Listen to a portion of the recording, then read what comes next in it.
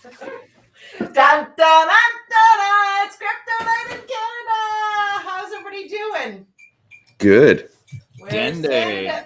Candace, oh Candace, where are you? Gotta pull her out of the metaverse. Pulling her out of the metaverse. Ah, there's Candace. How are you, Candace? You're on mute. Oh, she's been censored already. The government. Oh my gosh. She's been censored. Oh, check your Bitcoin quick. Oh, geez. Just a second. Here comes Tim. We're slowly rolling in tonight. Hi, Dave. Was that a fat joke? Was that a fat joke saying Zach, I'm rolling in? Marie-Claude, Riley. Welcome, everybody. Bleak 784. It's good to see everybody. How you guys doing? Here comes Tim. Kind of looks like a dog. In here. Yes, this is my new person. Come here. Come here. This is Grady. Come here, Grady. We're on air. Did you have to use that term? As if they haven't heard it before. We're struggling to get in on time tonight. Sorry about that. How's everybody's week been? Nancy, you see something wrong with the picture? It's been pretty good, Nance. It's been pretty good. Yeah, this is our guest tonight. His name's Mike.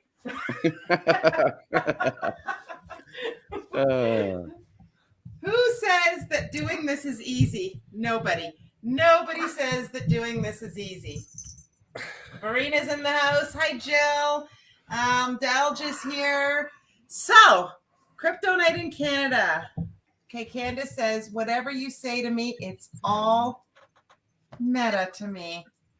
What is that saying? Oh my goodness, Grady. Well, I don't know. I was just trying to come up with something, and this kind of worked. Nice. So, Ryan's had a good week. Candace, did you have a good week so far? Yeah, so far pretty good. How's our sound? Is our sound okay? It is. Okay. Ken, can we have a Natasha update? How's she doing? How's she feeling? She's fine. Yeah, she's totally fine now. Just a little bit of uncomfortness. But other than that, no more pain or anything. So good.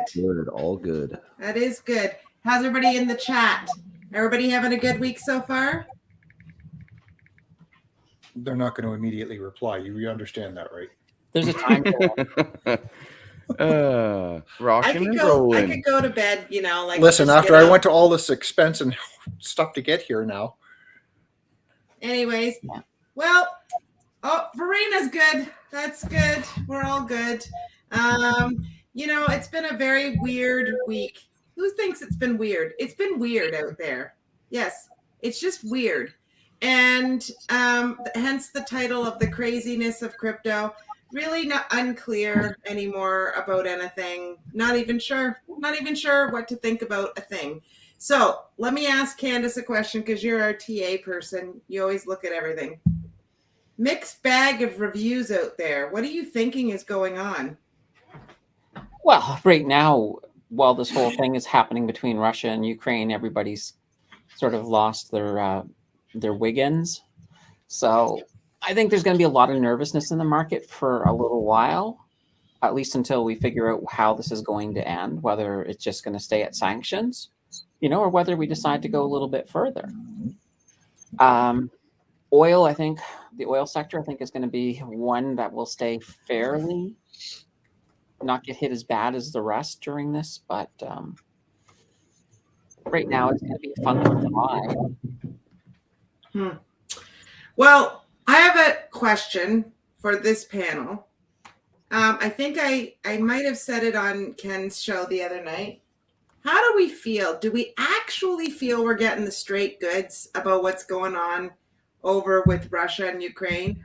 Or after what we've just experienced here, is it possible we're being sold a bill of goods about what's going on there? I have a reason that I'm asking. You'll never get the truth. I'll tell you that much. What exactly is going on, you'll never get that truth. Ryan, what do you think? I think it's a giant nothing burger, and I'm kind of sick of hearing about it every day, shaking the world markets on a daily basis when really not much is happening that hasn't been happening for a long time anyway. So I don't know. That's where I'm at. So I know I've mentioned my best friend Debbie, that she's an American, right? And she and I have a mutual friend, but it's more her really, really good friend, who lives in Russia. And so, of course, just like when I ask Debbie what she's hearing about what's happening up here in Canada, what she tells me that they're getting is like a completely different ball of wax from what we're getting up here from a media standpoint, like a mainstream media. And then she's been talking back and forth and lots with her friend Svetlana in Russia. Svetlana goes, we don't honestly know what the big deal is. We're not hearing that we're going to war with Ukraine in this country, but yet all of everybody is saying that Ukraine or Russia's marching on Ukraine. Yeah, but they didn't initially tell the passengers the Titanic was sinking either. But I mean, They would be hearing what we're hearing. I'm sorry, but right? It's like, One until we piece have of a news- little bit of water about our knees, and then we'll start panicking. Yeah, one Don't piece rock- of news that don't rock actually the boat made until it you- into the newspapers, which I thought was interesting, is they did mention that Putin didn't just sort of go gunshot into Ukraine. He got permission from their upper chamber, their Senate version of the Senate before he did it. Mhm. So it's not like it's an egomaniac, sort of saying He I did this want like concrete. totally appropriately if you're going to do it. Not to mention, with respect to them saying he's violating international law. Okay, so this is where it gets tricky, obviously, because he's not allowed to invade Ukraine as part of a previous agreement. His argument is that we're not invading Ukraine. We're simply allowing those regions to join Russia, which is where it's like, okay, so that's where I'm kind of, I don't know what to think about it, because I know that if people did want to separate, so be it. But I also don't know if it's just Russian separatists that are kind of mob ruling over these communities. I have no idea, but it's a definite gray area. And these sanctions do F all, like literally nothing. Every day you put a sanction on, oil and gold skyrockets, and so does the amount of money that Putin has. Like it literally is the best scenario for Putin right now. Does this show a weakness of the governments involved, that they have to make it public and they can't negotiate this stuff and take care of it in private?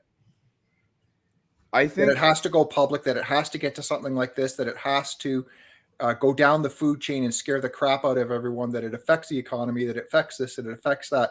Like, how come this stuff isn't handled behind doors without disturbing and rocking the boat of the economy and people's mental health? Biden needs it. Yeah. Biden needs this. Yes. I've heard tons of people that have said that if Trump was still in office, this would not have happened. But Probably not. Trump had a really good Probably not. relationship with Putin, right? Right. So Biden needs this because Biden's got nothing going on. Which was my second question of, is this masking something? Is this saying, look over here to distract you away from something else that's happening, or to make news, or to make good that, I guess you're right, it is something that I guess the Democrats need in order to bolster their ranking? Yeah, so it may not even be a distraction. It may just be, here's the narrative. Pay attention to this. Don't worry about my polls. Mm-hmm. Yeah. Like Canadian bacon all over again, right? Yeah. Yeah. So That's why they renamed it P-mail. It's just it's frustrating because it's possible that they're doing this, like there's so much North American press about what's going on, and we're getting France involved, and we're doing this and we're doing that because they need to cool their markets off and they don't want to raise interest rates. That sounds good too. See? It's another point of view. That's it. That's going down. Yeah. Trying to knock down New World Order. That's an idea. Yeah, that's an idea for sure. I don't think they intended that was why they were doing it. I think, but then once they saw that it had a reaction, then you just hype it up a whole pile. What if this is just the first of many stages with bigger outside of America global economies decoupling from the American dollar? for the first time ever, really. Because I was doing a bunch of research for a video I got coming up, not just Russia. They've been doing it for 10, 15 years. European countries, Australia, Japan, separating themselves from the US dollar, and aggressively so. Why is it that North America has had their gold and oil, essentially resources, shot in the foot? Every other country on the planet is doing their best to boost those resources and their access to it, right? It's like, are we out of touch? What's going on here? It just, not that it's at this level, but it's almost, I mean, history repeats itself, but it's kind of like watching the American empire almost get caught up in itself and start to fall back for a sec, because like these global first world countries have been pulling back for a long time. Now we're realizing that what the hell is a sanction from the United States right now? It means nothing. In fact, Putin's profiting more now under the sanctions than he was before the sanctions because of how he's invested. So it's like, oh my gosh, for the first time ever, we're seeing true weakness. He can put on sanctions coming out of his you-know-what, but Joe Biden has nothing anymore. Nothing. There's no teeth. There's no teeth there because he forgets to put them in after the nap. So, I mean, eye roll. I mean, Russia did regulate Bitcoin just before all this went down. So you betcha they did, and it sounds like Mexico's going to as well. Pomp was talking about it earlier today, and I was thinking that's interesting that all of these nations are going to start to do this. And I think the first ones out and the first ones that go out, I think this is, to your, Ryan, you were mentioning this, I think last week, with everything that happened, political views aside, the fact that the government was able to freeze people's bank accounts because of a point of view, one way or the other. Like it could be you like yellow bananas and you like purple bananas. And if you don't like the purple bananas, you like the yellow bananas. This is your banana bread analogy there, Candace, if you haven't caught what I'm throwing. And for dessert, it's a banana boat. That's right. But if you don't like this one, and we're just going to now, because you don't like purple bananas, you like yellow bananas, that's wrong. So we're going to freeze bank accounts. That's a good question. What Ryan was saying, if we've got countries that are sort of trying to disconnect from the U.S. standard, is there similarities between the people who are, making the murmurs to those who are actually adopting Bitcoin and looking more into Bitcoin? So is there a correlation between those countries? Do you know what I mean? Like say that every disenfranchised country who has ever had a reason to say F you to America is going to be on this train. And that's everybody. So this is going to be a no-brainer, whether it happens over 10 years or 15 or whatever. This isn't day trading for me kind of thing on this potential, but I mean, this is a no-brainer.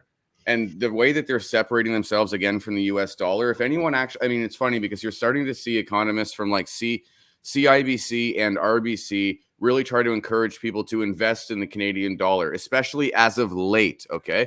Look at the value of the Canadian dollar compared to the American dollar since everything started and people started feeling uneasy. Okay. We've lost quite a bit of value in the Canadian dollar. We're noticing right off the bat, nobody's investing like they were.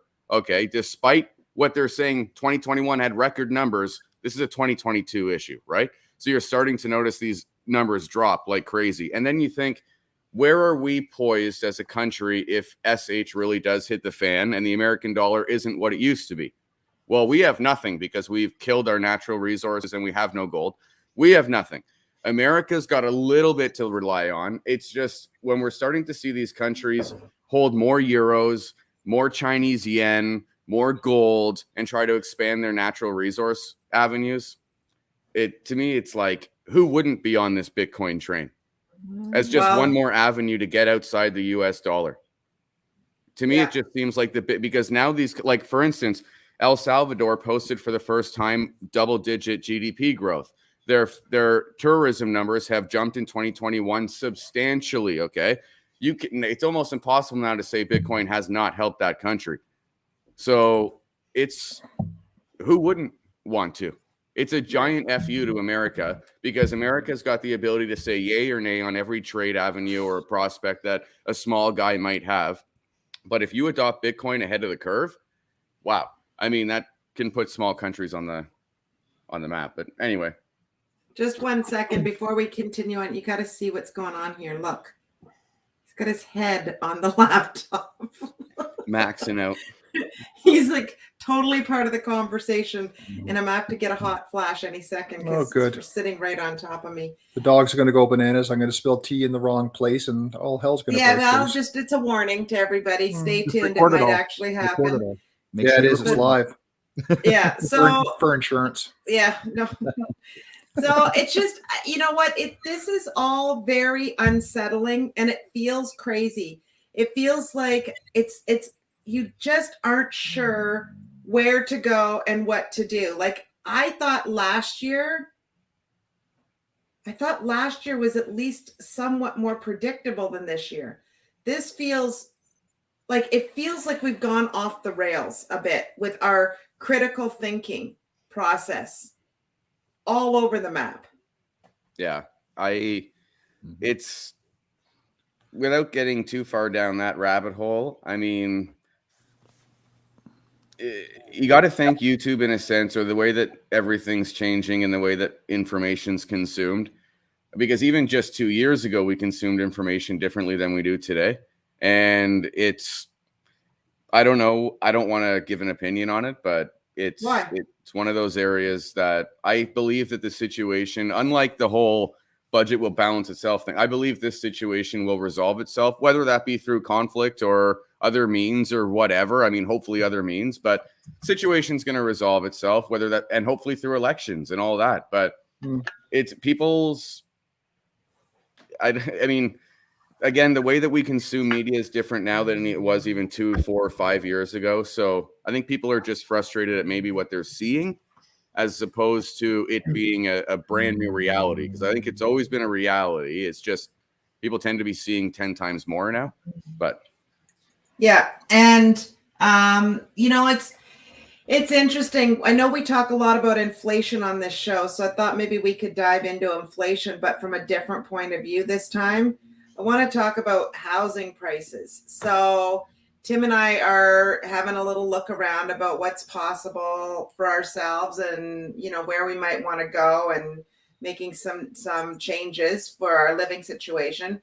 And it is absolutely gobsmackingly shocking out there. Shocking what's happening in the market.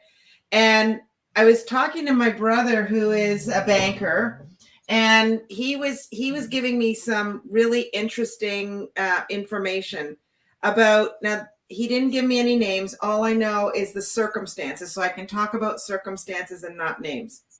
So he deals with the high net worth individuals, and whoops, we're having a little issue here. Keep going. So he was talking about this woman who came in. She's a physician. She makes, now this, I want you to keep the math straight here. I might need help following the chain of thought, but she makes $350,000 a year. That's her T4, $350,000 a year. So, and she's got a $1.1 million mortgage. Her home price was like Valued at 1.5. Okay.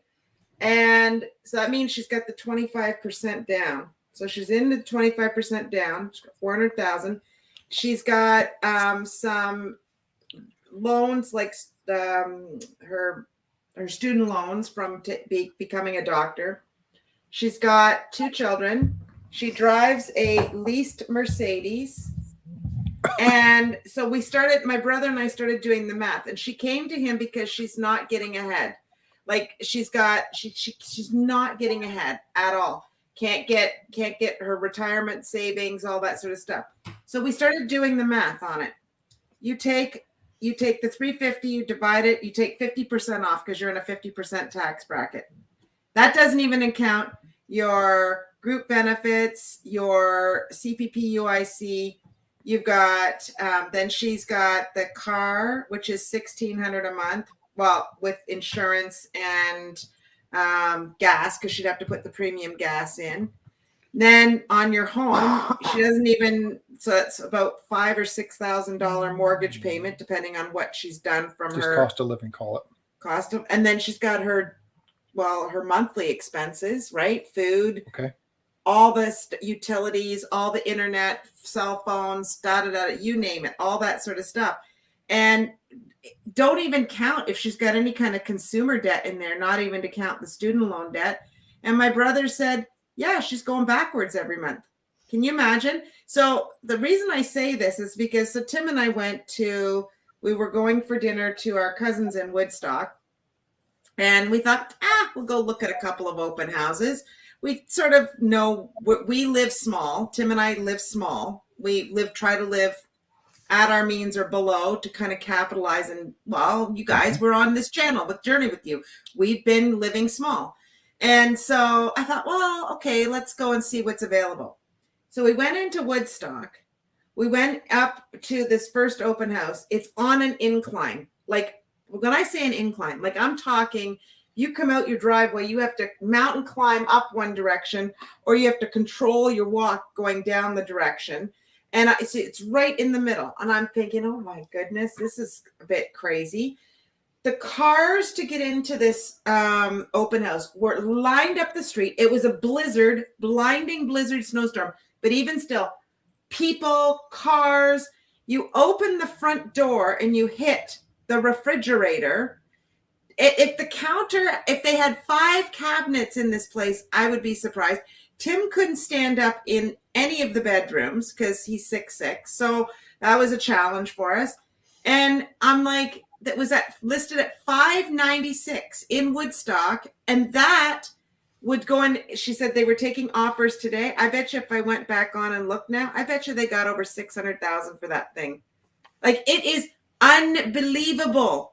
It was literally worse than my dormitory, like my living arrangement at school when I was in university. It was that small and run down. And I thought to myself, so then you start to go up. So we went to another open house. It was like, $796? And it had like lots of features to it. I thought, okay, well, I guess that's what it is. New build, everything else. Yeah, they list it for $796, but they're expecting to get $1 million for this thing, right? And I'm thinking to myself, I'm going back now to the scenario that my brother said. There's a doctor who's making $350,000 a year, carrying that size of mortgage, go backwards. How are people doing this? How are people doing this? How are they doing this? I can't figure it out. I cannot figure out. I'm lobbing it out to you all. I'll shut up now for a few minutes. I don't know. I know that doctors, funny enough, in the loaning, I don't know what your brother has to say about this, but I think people would be surprised at how many doctors bury themselves into a hole, like really early on. And it's because usually when you graduate as a doctor, and I only know this from my end of what I used to do, but I know it's applicable on other types of loans, regardless of income at the moment, if you've graduated as a doctor, you qualify for more money than I can even tell you that you qualify for. Cars that they could, foreseeably get a job to afford. But I mean, it's all preemptive, right? So a lot of them, for instance, I used to sell a lot of cars to doctors who have never helped anyone in their entire life. They're 21-year-old students and like driving Armadas, for instance, right? So I think a lot of the doctor aspect of things, I don't want to get into your own persons, but I've met a lot of doctors who spent doctor money before they were really doctors, if that makes any sense, just because of the way that they were given money. But beyond that, I mean, if she's making $350,000 a year, it means she's taking home $14,000 a month. Spending $1,600 on a car shouldn't be that bad if she writes it off going from home office to work office. So her mortgage is whack, and she's obviously spending too much personally because she's taking home $14,000 if she makes $350,000 a year, at least $14,000 a month. So she must be spending intensely irresponsibly, or her loans are just out of control from her earlier days, which is possible. because a lot of those doctors too, they'll get these loans, and I know this because I was giving out some of them on the automotive side at very low interest rates. But when you're making minimum payments over 8 years, and then you get credit cards that and this and that and everything else, I have no idea. But I do know that they're offered an arm and a leg before they're actually earning any money. Yeah, well, it's just interesting to me that we're living in a weird time where eventually the cycle catches up with people, and obviously they're not part of the nickel and dime crew. Otherwise they would know we don't live like that as part of the nickel and dime crew. You keep yourself in check and that whole 9 yards. But so the interesting thing now is, so since we've now started to explore all of this,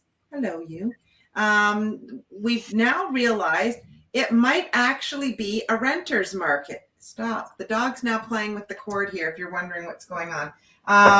So it might actually be a renter's market now, where if all of these people have been buying real estate like crazy to get some money into the market because they're worried about where they're parking things and trying to take advantage of the uptick and all the rest of it.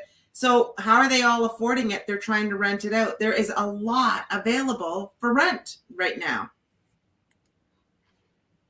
But they're not going to rent below cost. Yeah, unless like a crash were to happen. So it's almost like price fixing without them realizing price fixing, because they've got so many homeowners at the same time who need to recover X cost all at the same time. So the new standard is the new cost, and you're not going to find someone less. You know what I mean? Because those 5% of people who do have mortgages that were from way back, they're going to see the market in front of them and be like, holy shit, I can charge double, and they'll just charge double. I can't see this being good for anybody right now. But well, I can tell you my monthly mortgage right now is the average cost of rent here in Sarnia. Like, what's your mortgage, or I don't know. I'll tell you what I pay for a 2-bedroom apartment that I rent. Now, mind you, mine is fully furnished. All the bills are included. Internet, you name it. Okay. Like I love it. I think I got a smoking deal, but I'm like $1,550, everything included. Like with an incredible view out of my ass. But like in Ottawa, that would be like $2,000, $2,200 minimum. Oh, at least minimum. Like, oh my God, minimum. And I mean, for $1,500, I could get a studio or bachelor in Ottawa, unfurnished. Like, it's plus I got to pay my own bills. Like, I lucked out in Calgary, but yeah, the market here is out of control. It's insane. So here's the interesting thing. I started to think about renting versus owning. When you own your own home and you're living in it, it's actually not, it's an expense for you. Versus how we've done it, what we own, the properties we own are considered rental properties. And so our interest we pay on our mortgage, if we have to fix something in them, Grady's restless now.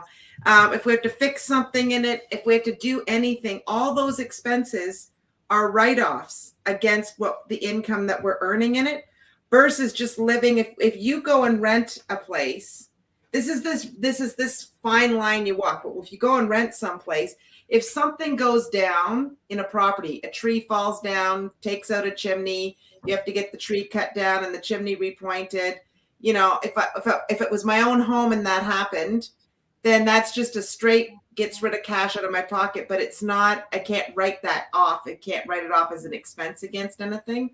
So it's a real interesting thing. But we think the principal home that we live in, we're going to rent, and then we'll just continue to do what we're doing with buying other houses that we rent out.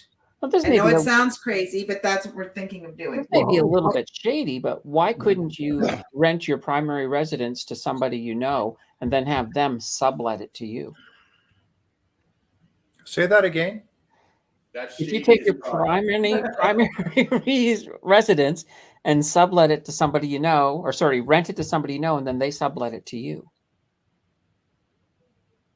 Doesn't that show it on your driver's license? Won't people figure that out? Well, I don't know. This has just popped into my head. I mean, and it may be against the law. I do not know, so I'm not advising people to do it. But it's just a random thought. It's a good question. That's actually, if that loophole exists, holy shit. That's all I got to say. I don't know the answer to that, Candace. That's a good question. Something tells me politicians have gotten in trouble for this, claiming expenses along the lines. I'm almost guaranteeing you, because if you're doing this for the basis of renting it out, each of you would be claiming taxes with respect to your income, or I paid off this. Then the guy who's subletting absorbs all the tax. So that would hurt your friend, really, right? Because he'd be absorbing all the tax because he's paying the tax, even though you're subletting it and paying, right? But you're not absorbing the tax. So it seems like your friend would be hooped. Maybe. Like I said, it was just a thought. Yeah. Well, it's an interesting thought. You've made me stop and think about that. Anyways. Oh, great. I know. Well, so this whole conversation is all regarding, I know this is not Ryan's, channel, which is all about the wealth simple and the investing for change, but it goes along with the same ideology that, when you've only got a certain amount of money to spend, are you investing your money into something that's going to help grow your money, or is everything you do just an expense in your life? This is the thing. But with you renting, you're investing into somebody else, though. You're not investing into yourself. That's the way I look at it. That's wasted money. What you pay in rent every month, you could invest into a house. Sure. Okay. But random question. So if I was as a first-time home buyer right now, okay, let's just say I was in a position, I had 100 grand, 200 grand, whatever, right? First, and my down payment, basically. Let's just say first-time home buyer right now. I'm probably not going to buy a house right now. I would probably, maybe it's foolish, but time this housing market and maybe wait it out a little bit longer in rent. I don't think I think it's different for everybody. If you're already a homeowner, if you sell your house and go to buy another one, your mortgage doubles overnight and you're in a similar property, right? Yeah. So it doesn't make any sense. As a new home buyer, I don't really have any motivation to buy a house right now, at all. With the amount of things that I could do with that amount of money for a piece of, I sleep at my house. I don't place for $1 million. I don't value my home to the levels that they're telling me that my home should be worth. If that makes any sense. Okay, well, this is a good one. Let's just base off what you're paying. Okay, $1,500 a month. Okay, say. I get what you're saying, but you don't want. Yeah, but if you don't want to jump into a house right away and you wait 3 years, okay, take that 15 grand. Right? How much is that in 3 years? It's just under 50K that you could have invested in yourself. But I will say this: people right now are overpaying for a house 150, 200,000. So by that logic, I could wait 12 years and still break even. Yeah, but that's why I'm saying. Sometimes I'm just saying it depends where everyone's at, because there's for nobody me, it saying would be that the stupid to buy housing a house market right now. Yeah, but nobody's saying that the housing market's ever going to take such a big dip that you'll lose that particular amount, right? It's a gamble, right? And that's the gamble, whether it will or not, right? And that's the gamble. The only thing is that just looking at things right now, I can't imagine this being close to the bottom of housing prices. Because if it is, I'm not interested in owning a house. Right. I put value into other things in life. If that's what it costs to have ownership of a home, at the end of the day, I put the same key in the same door lock everyone else does, whether I rent or whether I own, right? But if it's going to cost me X amount of years on my life, then a home isn't my name on the deed, virtually nothing. Some people, for instance, they don't need to get married. They could still be together for 20 years. The name on the paper means nothing, right? So for me, it's home ownership does have a value 100%, but this is not it for me. It's just, I watched my parents rent for, the first house that they actually bought was when I was 19. So I watched them rent for 19 years. That was 19 years of money that they could have invested in themselves. In those 19 years, they almost would have. Well, for sure. I'm not saying this is my plan for a 20-year thing. All I'm saying is right now, guys, for half of the cost for a house, I could buy a brand new plane and a staff and start a business and start a flight school and be a millionaire in 2 years. If we're talking about opportunity, is a piece of land in a garage worth it? No. For me, at least, not right now. Like, for instance, my business opportunity could double or triple in 5 years, right? But is my house at this level going to double or triple in 5 or 10 years? Right, Odds but are pretty it slim. also depends where you live, though, too, right? Yeah, totally. For the cost of the, because we have a lot of people in this area. Since we have Chemical Valley here, we have a whole bunch of people. What they do is they'll buy a house and then they'll rent it out to like 5 workers for the plants, because they're coming from Alberta or the East Coast. They need someplace to stay, right? They charge them a good $600-800 per person per month.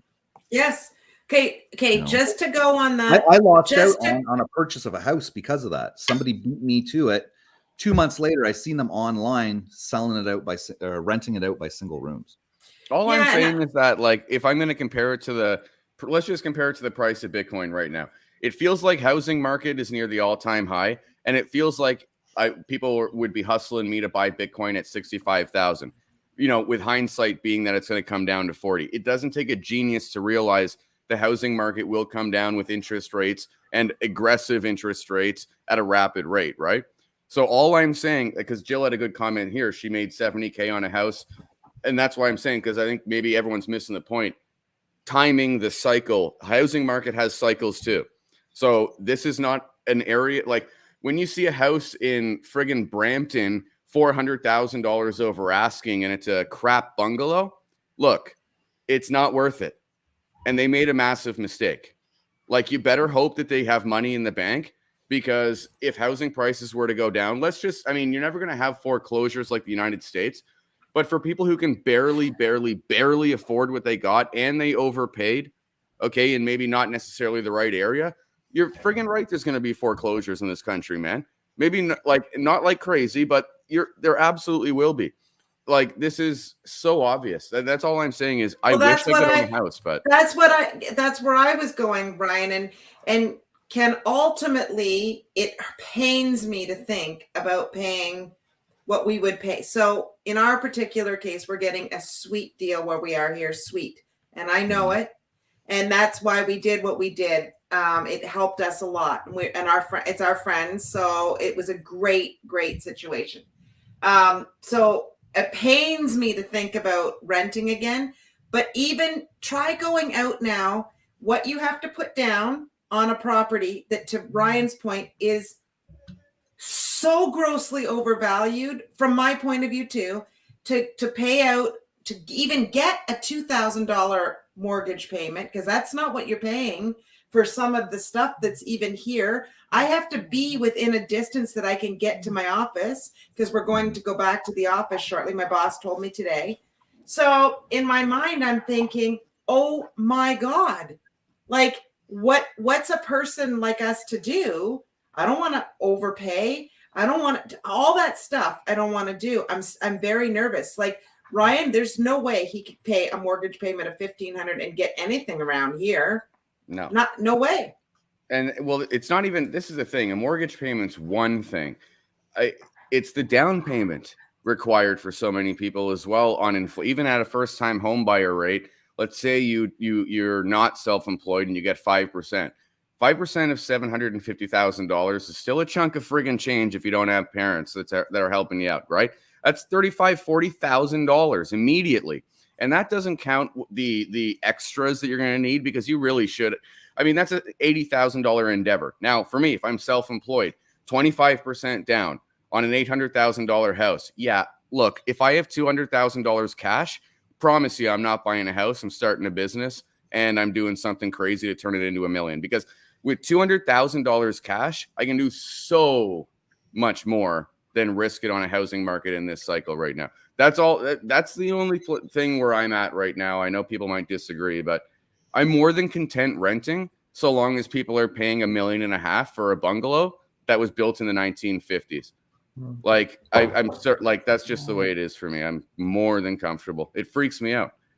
Yeah, because Ken, go tell me what you think the average home price is where you live. And you're about, from my office, I would say you're what, 3 hours from the GTA? Yeah. I'd say here you're anywhere between 450 and 6. Right. So 450 and 6 is still doable. It would still be doable for the average person to get into and not pay rent until the interest rates go up. But Then that's another different ballgame. Like if interest rates go back to the way they used to be, where they were 5-7%. Anyone remember early 90s? Or I used to hear stories in the 80s where interest rates were mimicking credit cards. And that was us when we first got married. My first mortgage was 18%. When we first got married, that's what we paid in interest. My first mortgage was 18%. I thought I'd never, ever get out of debt. Yeah. Yeah. It was like tough. This cheap money. Okay. And I've always said this, and I know I hate to bring it back to what I used to do, but they always used to tell it. But anyway, cars and automotive used to be a precursor to a lot of things. And look, for the most part, gone are the days of 0%. Okay. So it's just gone for real. You might get something that look, no one's getting it. That's all I'm going to say. But if that were to case, and if it really is a precursor, and we do have 7 interest rate hikes in the States, and our dollar's losing value, and we're shutting down our natural resources, and we're coming on to a recession with no gold reserve. I mean, look, they're not going to skyrocket. Okay. I mean, look, prices, right? Anyone who tells me to buy a house right now, when I read about a shit bungalow, this freaking stupid house that I'm in right now, they built for 850 like 5 years back. It's what now 1.9 now? Doesn't even make fucking sense. It's like good for my parents, but it's like they don't even believe they can sell it for that because that doesn't make sense. You know what I mean? It's like, what's with this? We have comps in the neighborhood going for $1 million. They're a 3-bedroom house. It's like, what is this? With a trampoline in the background or backyard? Like this is, it's getting a bit much. Like we're selling a TV for 80 grand in the basement if you want it to. Like it doesn't make sense. I don't know. You know, it's a joke. I'm just saying with all the, like with the price of houses, and for once you're seeing people actually, at least in Carp, advertise their pool as if they're actually trying to make it like that has value now too, when notoriously pools added no value. It's just, the whole thing is just, well, it reminds me of used car dealerships. And it's so. The Sarnia area, we have a whole bunch of people from Toronto that are selling there, building brand new here for half the cost, and then retiring off the other half, right? Mm-hmm. So. But what do you do for a person like me where I need to be near the GTA? Out and out, my boss said. And I've already I've been out of my little garden shed 3 times this week at meetings. 3 times I've been out. Ask them if you can put a cot in your office. So, yeah, it is really, really motorhome. It's really discouraging to say the least. And it almost makes you sick to your stomach because here's Tim and I, we don't have any consumer debt.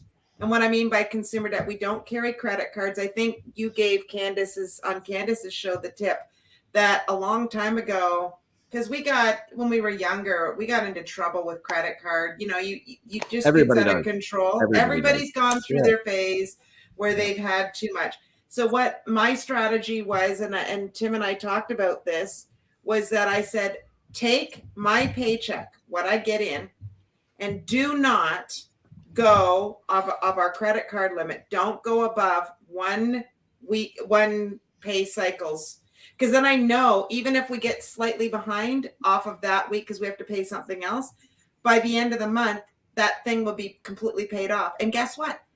The banks don't like you to know that you can do that. They will tell you, no, you have to have this as your credit card. No, you set the limit. You tell them what you want. Because guess what? You can actually pre-put money on like we do with the Shakepay card.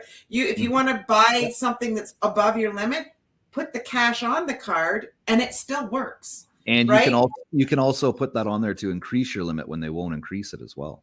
Oh yeah. No, they automatically were increasing it and Tim would get mad. Stop doing that. They don't want you to know that that's availability for you to do that. But it's prudent. Most people don't realize that one of the best ways to sleep through the night is having peace of mind. It's that part of the problem with why we have troubles is because we're overstretched and we've been sold a bill of goods. The Kardashians are big on this. they sell you this, that you should have this life of the life of Riley, and it's just not even possible. Like I'll tell you this, I'm on a bit of a rant. My pot of chili tastes just as good on a linoleum countertop as it does on a granite countertop, and we've had both. We're not and that far. It actually goes in the pot first, and then she spills it on the counter. I was curious. Yeah. Nancy's eye rolls are almost as good as your dad jokes. My God. So anyways, I don't know. Some of the property taxes, what do people think is going to happen? All the regions are going to realize, oh, your house is now, all these houses, these little wartime houses are now worth $1.1 million. Doesn't take long, and the municipality will come in. Now your property taxes are going to be worth $10,000. Mine went down actually when they reassessed my house. My house, I bought it for $242. They assessed my house at $178, so they based it off of the $178. So my property tax actually went down. Wow. So I looked at it that way. Yeah, it's weird that they did it that way. But if coming up in your neighborhood, can you let me know? See, that's the thing. If I sell my house right now and put it on the market, my starting bid would be $325, and it would probably sell just over $4. Now, the reason he got such a low appraisal is he doesn't have a trampoline in his yard. That's it. No You trampoline. need to put a trampoline in your yard. Yeah. Yeah. Well, talk about that. I mean, you look, something that enraged me a bit, and I know June is the election and stuff. I get it. But why would you throw $1 billion out the window for the license plate renewal? We're not renewing our license plates anymore? We're getting refunds. We're getting refunds, and he's giving up $1 billion a year in revenue. And it's like we're 26 billion in just the province is something like 26 billion in debt. For what? Why is he doing that? I mean, I'm happy about it, but it makes wasn't no that sense. money supposed to go to our roadway? Yes. So now our roads are going to go to shit. This is the thing, okay? That was a tax grab that should have never been in place. Should be happy that artificial tax grab is gone because it's arbitrary. Cops can't see it unless they're right up on you anyway, at which point they can read your fucking license plate. Alberta got rid of it a long time ago. Okay, the way that they compensated, I know this sounds crazy, but if I pulled out my driver's license to you right now, I swear to gosh, they were talking about this a long time ago. If I pull out my driver's license to you right now, this plastic is so much thinner than the Ontario health card and driver's license. They saved almost $250 million on the thinness of the driver's license. And right off the bat, what they're going to do in Ontario to compensate, because this is what Alberta's done for the main part. Hello, traffic cam. Okay. Because in Calgary, you do not have cops pulling over people unless they're really breaking the law. You know how many tickets I've got in Calgary? Probably 4. Okay. I have never had an encounter with a police officer. Get this. I once drove by a cop. It must have been a park because I thought I was going 40. I guess it must have been a 20. There was a cop on the side of the road. I'm driving up the road. He gets out with a big camera. He takes a picture. I see the flash. I'm like, what the? He gets back in his car. He doesn't follow me, nothing. I get the ticket. I'm like, they don't even. So it's just, they don't pull over, nothing. They'll just snap your picture. Okay, that's money. And it might sound crazy, but it's like 80,000 times more efficient. Now, well, actually, hold on a second. This is important. Since you mentioned that, everywhere. Ryan, you're right. I read an article that said that they're going to start putting traffic cams in front of the schools. No, they're doing it. You're absolutely, I never crossed my mind, Ken. You're absolutely right, because up here in Kitchener, they're building the safety zone cameras like left and right. And they've got 30 or 40 of them in Toronto right now. And you're absolutely right. I never thought of it in that respect, that you'll probably see the photo radar cars at the side of the road on the highway. Well, it's actually, what Calgary police has said though too is that they have far less incidents with police officers, far less run-ins with danger. And this is the thing. I have got a hard time arguing with it because, quite honestly, if I broke the law and they have it on camera, how do I argue with that? Right. You don't. So it's like, look, if I just stop speeding, they'll stop sending me tickets. But Oh my God, are you telling me you what speed? that does, even so 10, what- 15, barely, but sometimes. but yeah, what I that mean, does is it's going to go to the owner of the plate, not to the driver. That's it. yeah, it will. I mean, but that's, I mean, even So can you imagine companies? Dude, when I was driving my dad's truck from Alberta to Ottawa, I got about 3 tickets because, like that Gary was saying, it's no joke. It's every light has a camera. Okay, every post has a camera in Calgary. Every single one of them. Same thing for Regina. If you're going 95 in an 80, you're getting a ticket. And it's like they just sent them off and blah, blah, blah. And the crazy thing is, in all of my time in Calgary, I've never once interacted with a police officer, and yet they've got me 4 times breaking the law. To me, I'll tell you honestly, well, speeding, it's like I have, as much as it's annoying, I mean, to me, this is the most efficient way possible. The province is saving money, if not making even more money than they were. You learn pretty damn quick that you don't want tickets in the mail, and cops don't interact with people as much. I love it. I hope if they bring in the speed cameras and the photo radar, that they actually do some research into the flow of traffic and set the limits at reasonable rates that are over. Honestly, I've never got a ridiculous ticket that was 10 over or anything like that. Like, no, because a physical person had to pull you over to do that. A camera doesn't. A camera will snap you in a second. In Toronto, what they sold it as when they brought it out in Toronto was that there were monetary increases per kilometer over the posted limit, starting at 1 kilometer over. The only experience I have to lend to this, Tim, is that I was so anti-radar, and then I moved to Calgary and everything's radar. And I can honestly say no one seems to care. And no one's like on the highway, Tim. Okay, in Ontario, we know this. The going rate is 120 kilometers an hour. Whether it says 100 or not, it's 120K, right? If it says 100 in Calgary, you're going 90. And if you go on Deerfoot, it's 90, 95 tops. Yeah. It's so like, I've now started a franchise for the photo radar that if you go under, we submit for a refund. that would be nice. A per kilometer refund. Oh my goodness. Candace had a comment there. Yeah, I was just gonna say Ryan showed his license on the stream. I would have noted that time and maybe went in and put a blur over it, just in case an identity theft decides to, steal his identity. They can take my identity if they want. Okay. Well, I don't think anyone. Let's see if he gets across the border. Not him, but the guy who takes it. Oh, that's funny. It was just before 48 minutes. If you want to do that, I just don't like to help make it easy for criminals.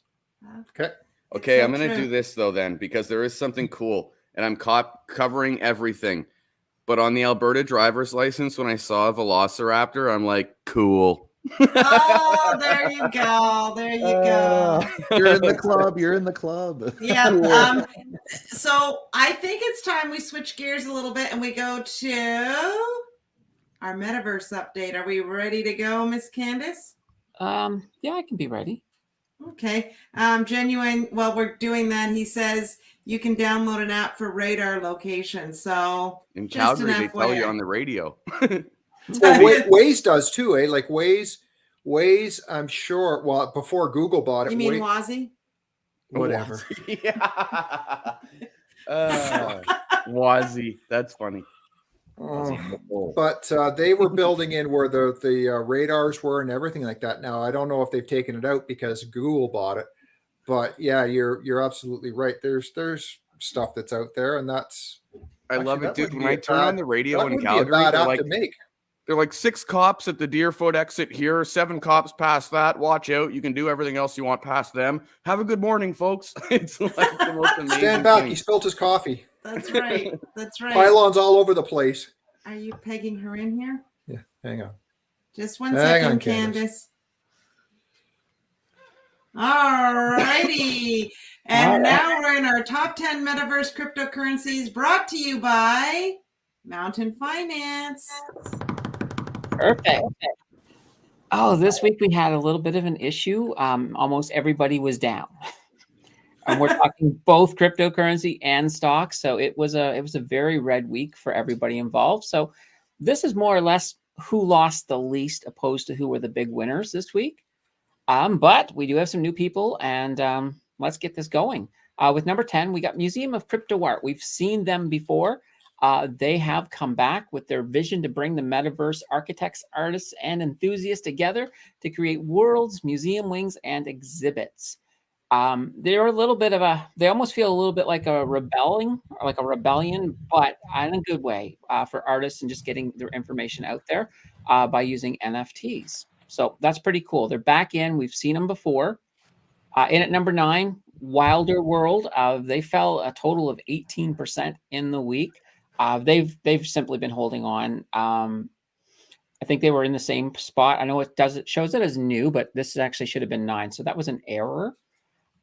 Number 8, another one we've seen before. They've moved back into the top 10 is Mobox. These guys are interesting because they're a cross-platform metaverse that you can use on any device. So you can use it on your phone, your computer, your tablet. It's all pretty good. They also are pretty neat because they invest in a lot of game developers because they're trying to promote people to make better games on the metaverse. So that's pretty cool. Ooh, I got my color back. All right, our next one is one called OVR. Now, this one here is decentralized infrastructure for the AR. So they're talking about augmented reality opposed to virtual reality. These ones here, they're usable with mobile devices and smart glasses, so you can't really use it on a desktop. And they have great staking rewards. You can stake the OVR coin for rewards up to 33.9%. I was just going to say, that's beautiful. That is a beautiful staking opportunity, and they were down 6.4% over the week. Number 6 is another new one called Ori. Now, Ori is a play-to-earn desktop game. You basically, where you explore, you also can fight in it. And they have a PvP and a PvE, so player versus environment, and a PvP, player versus player role. You can earn from both of that. You can also catch and trade magical creatures called Nefties, which is kind of interesting. All right, number 5. We've seen these guys before. Mars 4, they're back again. I still think it's fantastic that this here is based off the actual geography of Mars, so it's mapped perfectly to Mars. So that's pretty darn cool. Last week at number 3, they fell to 4, Crypto War X-Blade. So once again, let's go to number 3. This was the top of our bigger performance, was the Avagachi. That's that one I mentioned before. We had it here before. That's based off of the whole Tamagotchi craze of the 90s. So that's pretty cool. Now, they were only down negative 4.7%. So that's not too bad. Number 1 last week was Magic. Magic did slip. They fell 15.7% in their ROI. So that's huge. I don't know. This Magic has been near the top for so long that it's one of the ones I'm considering playing, which is kind of, and I'll talk about that at the end. Then, man, they finally did it. They hit number 1, Decentraland. They made it. They're another really strong contender. They've always been, they've always done well, even when they haven't made it into the top 10. They've only missed out by being maybe 11 or 12 at the most. So definitely a very, very strong option. Now, in regards to these games, I'm going to actually be doing a Twitch stream on Sunday, and I'm going to be playing one Metaverse game. So I'll drop all the information for people who want to come over to Twitch and watch. I'm also going to be clipping it as well, so I can make some Metaverse videos, and I might even bring a clip or two over here to Crypto Night in Canada. Perfect. So that will be kind of cool. All right, let's move to the stocks. The stocks, I will tell you right now, not very exciting this week. Not a lot of movement. I don't think there's anybody completely brand new, but Apple basically moved back up again. They had a really fantastic week last week, and that sort of helped propel them a little bit this week, which is kind of good. They were down 6.15%. Coming at 6, Qualcomm. So Qualcomm, they fell completely out of the list last week for the first time in a while, but they've moved back up into 6. They were only down 4.8%, which is actually really good compared to some of the numbers we've seen this week. Number 5, Amazon. Once again, Amazon had a strong week last week, and this week they're coming back in negative 6.24%. Number 4 was our Take-Two Interactive Software. Once again, just the power of GTA and what they have planned. And Ryan last week was just mentioning about some of the amazing things he's heard about the next Grand Theft Auto game. So that's going to be really interesting. And I think these guys have the potential to go much higher. They were down 6.16% last week. Coming in at number 3, we've got Google. Google, once again, they were down 5.76%. They did move up a tiny bit on the week, which is great. In at number 2, Disney, they were down 4.71%, and they've just had a very strong week, especially with their earning calls last week. That sort of helped propel them. And number 1, same as last week, Snap. Once again, it's like we just can't get rid of Snap. They seem to want to just sit in there. They were down 9.8% on the week, but the power of how they've done over the month, which is part of the calculation as well, kept them in first place. So what do you think would unseat Snap from number 1? I honestly think once the markets turn around, we start getting some movement on some of the big players, that'll unseat Snap.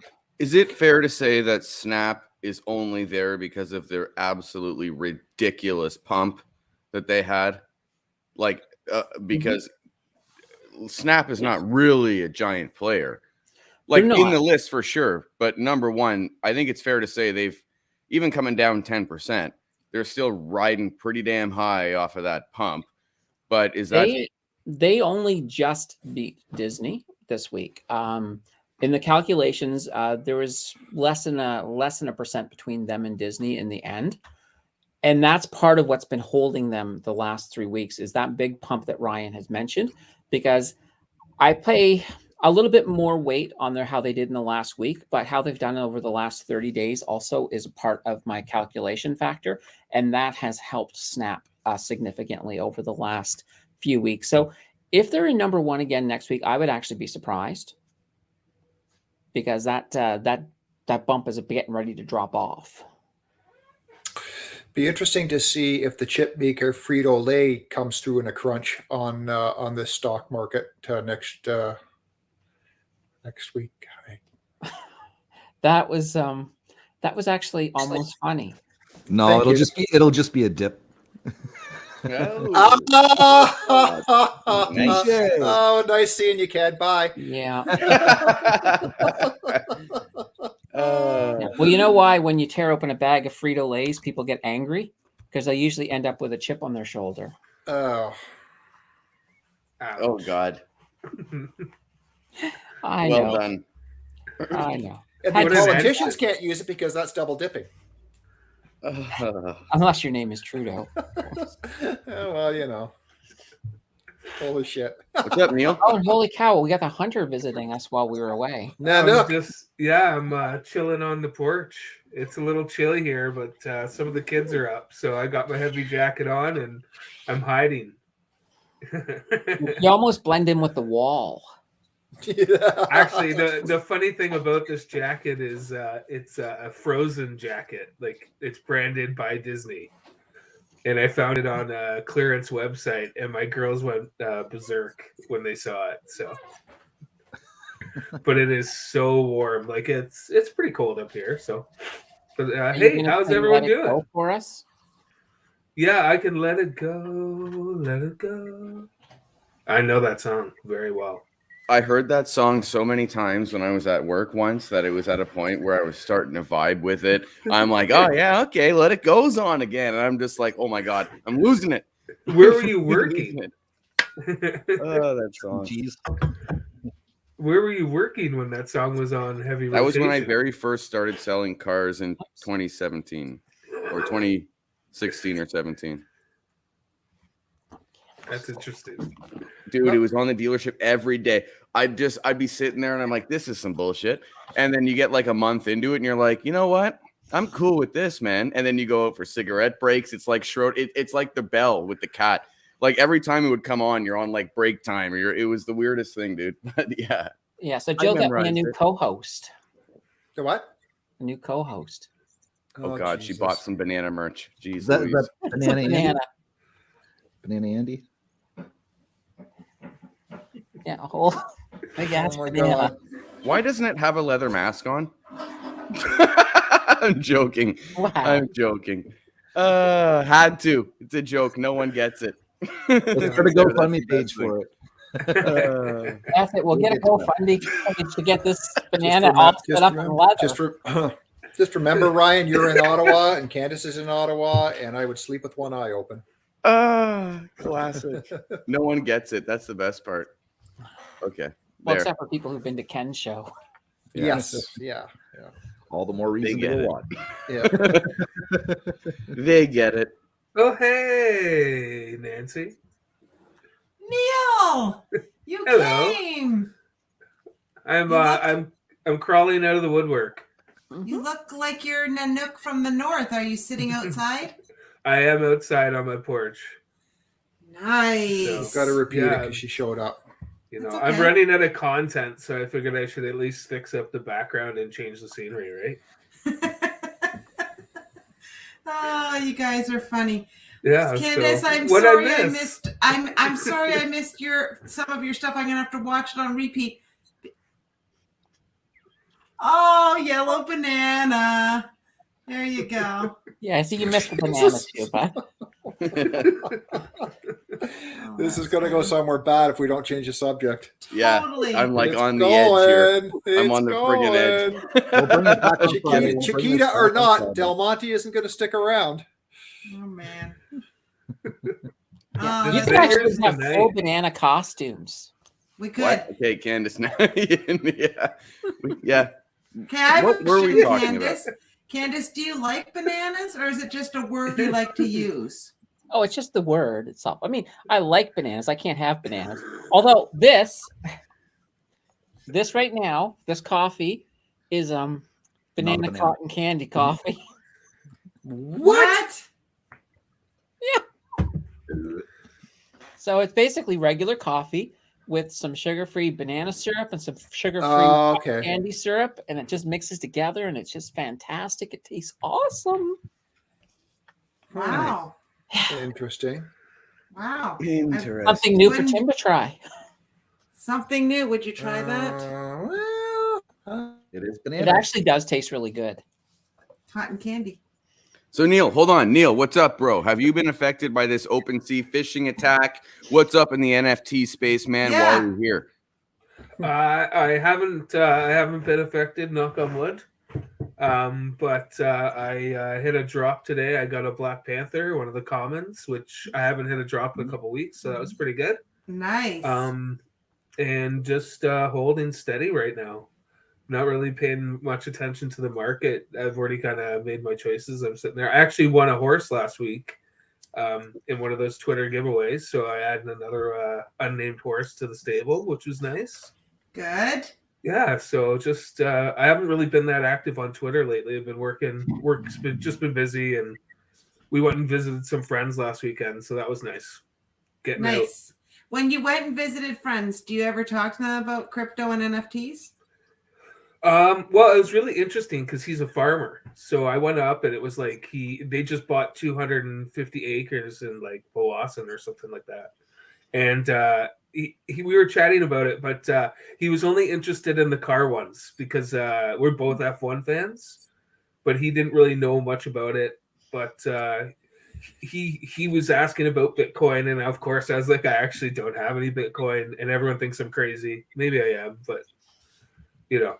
I've made my choices, so. But no, and it was lovely You're to talking get up about there. cars and that stuff. Well, Yeah, here's a crazy question because you're talking about cars and stuff. Do we know if NASCAR has any?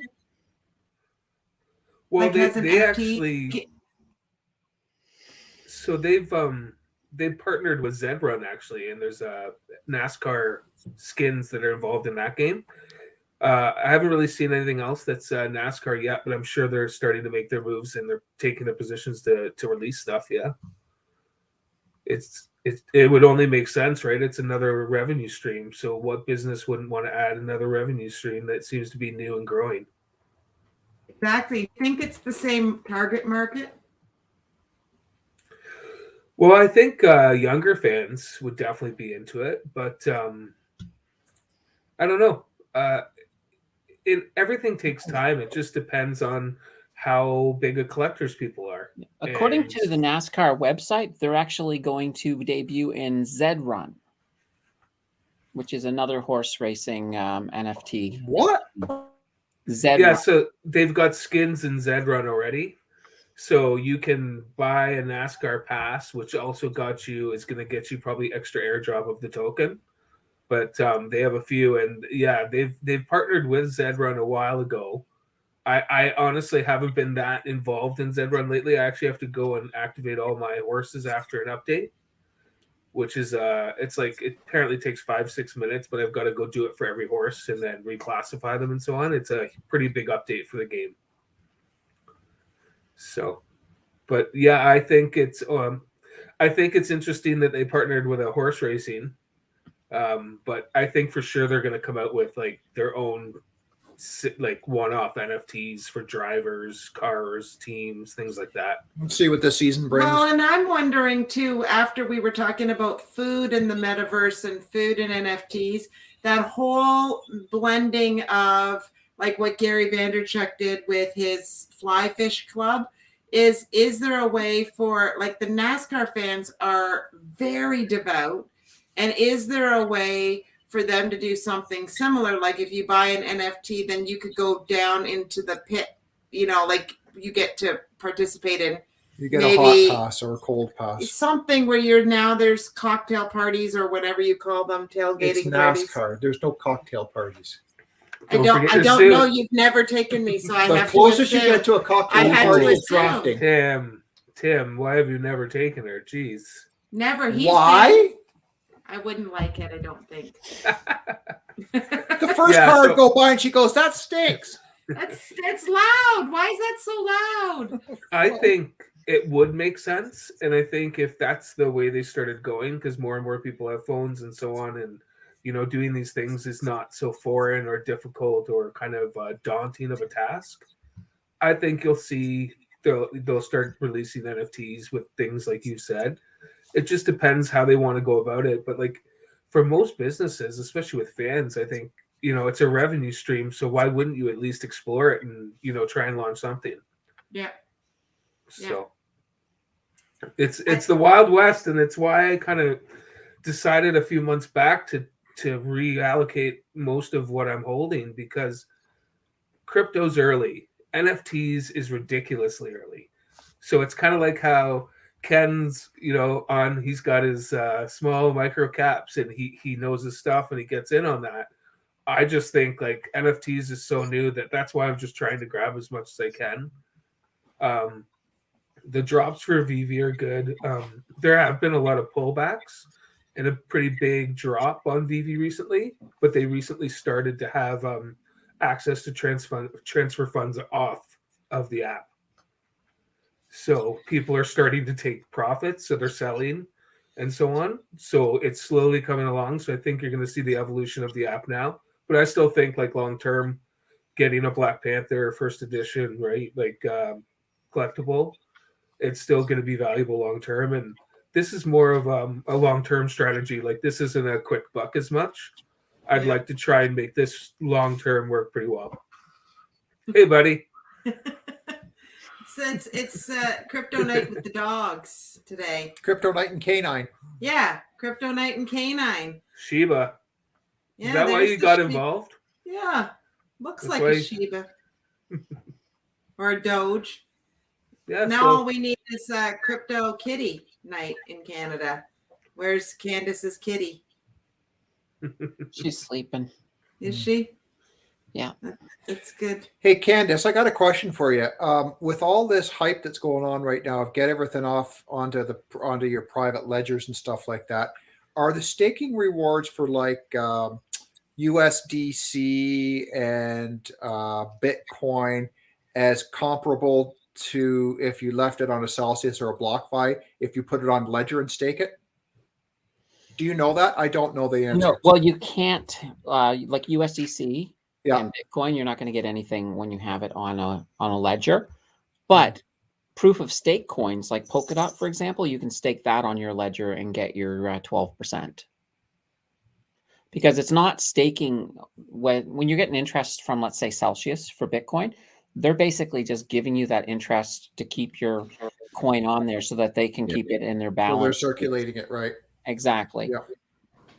You know, and the same thing with the USDC and the stable coins. There is no actual staking with it. They're just providing you an interest as an incentive to keep you there.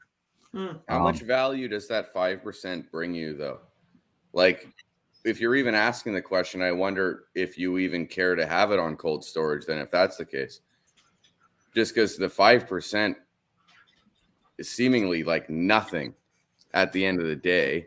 And I know that BlockFi keeps reducing rates. Ledn are reducing rates. So it's like, it only seems like a matter of time before it's going to be that 1.9 something ridiculous for Bitcoin and more in line with everything else.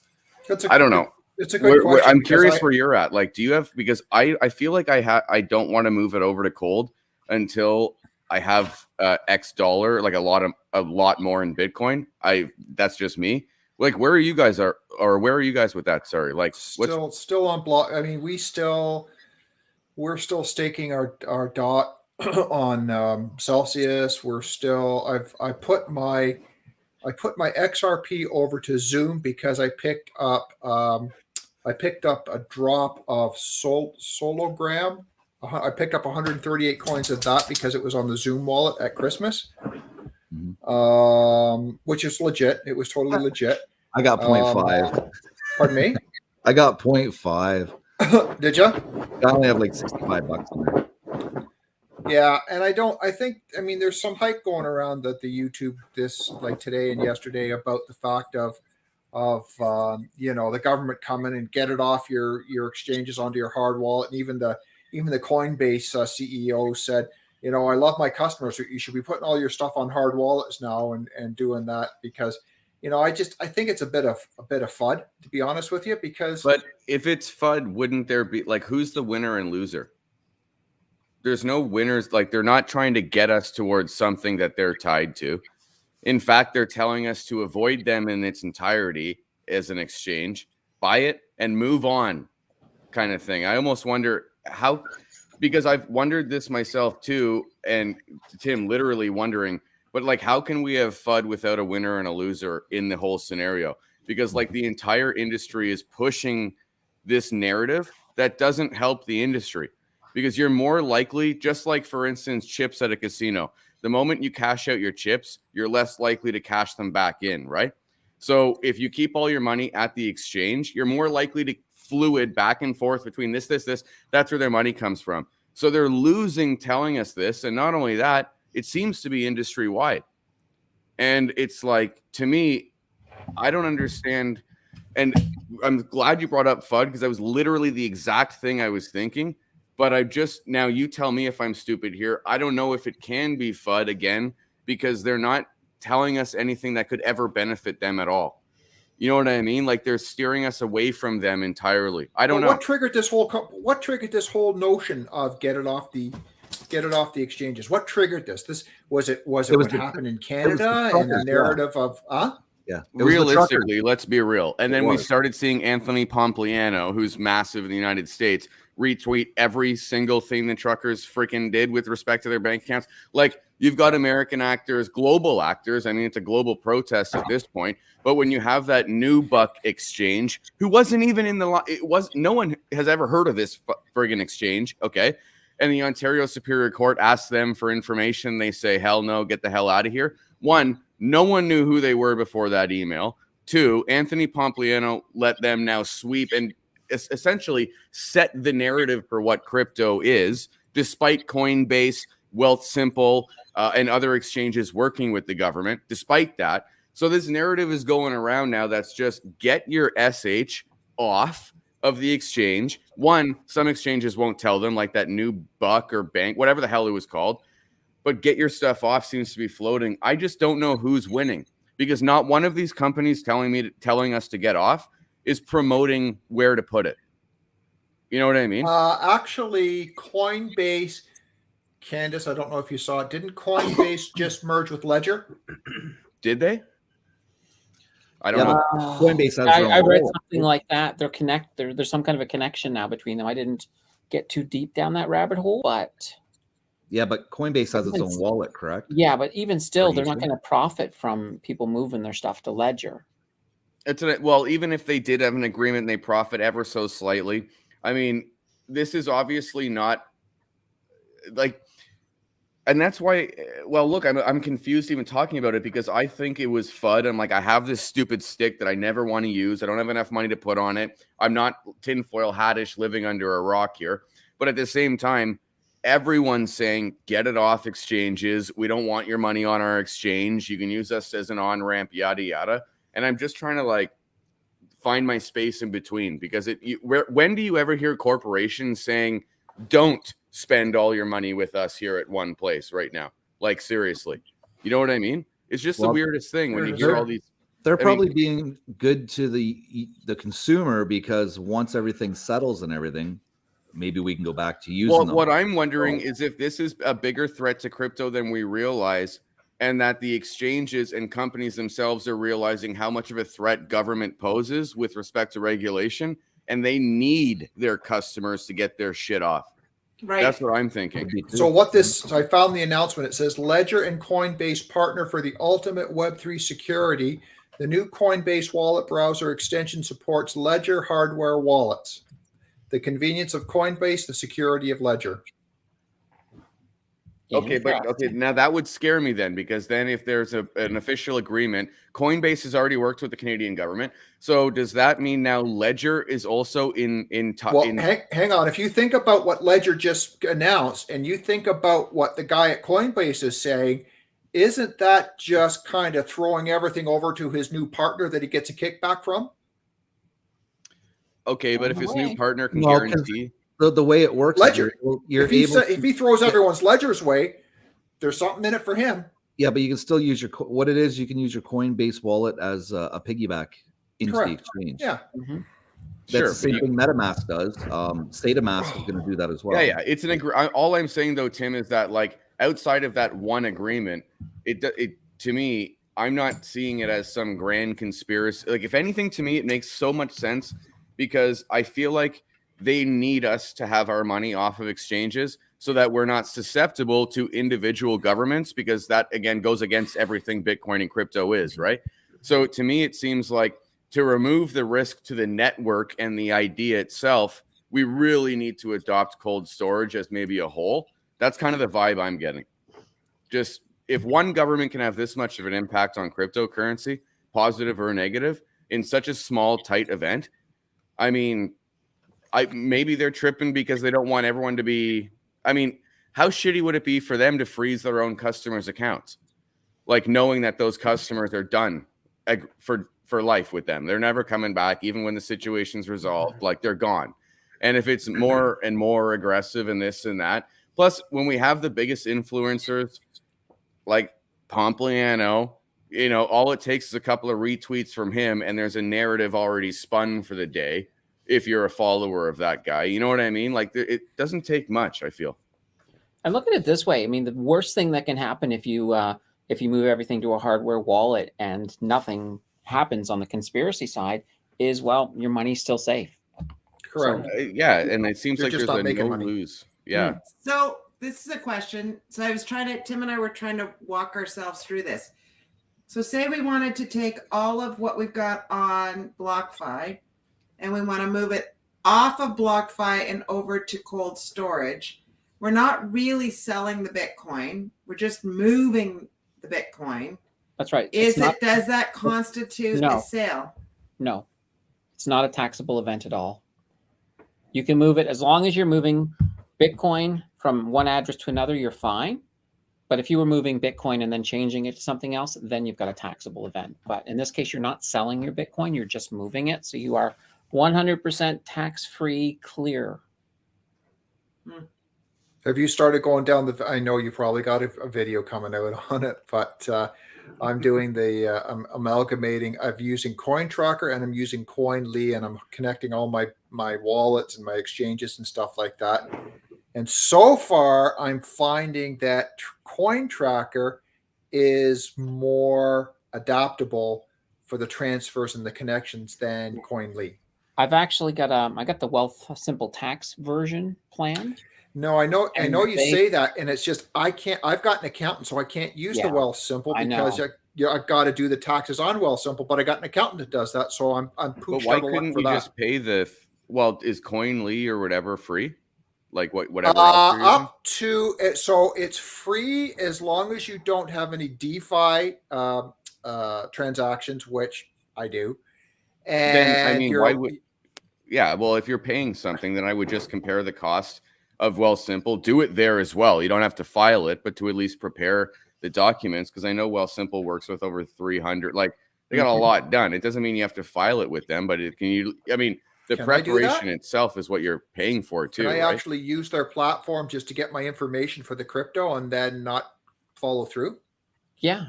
Oh. Why not? I mean, you don't have to. I don't know. I've not used it. That's no. my You question. can do it all up and not actually file it and give that to your accountant. Oh.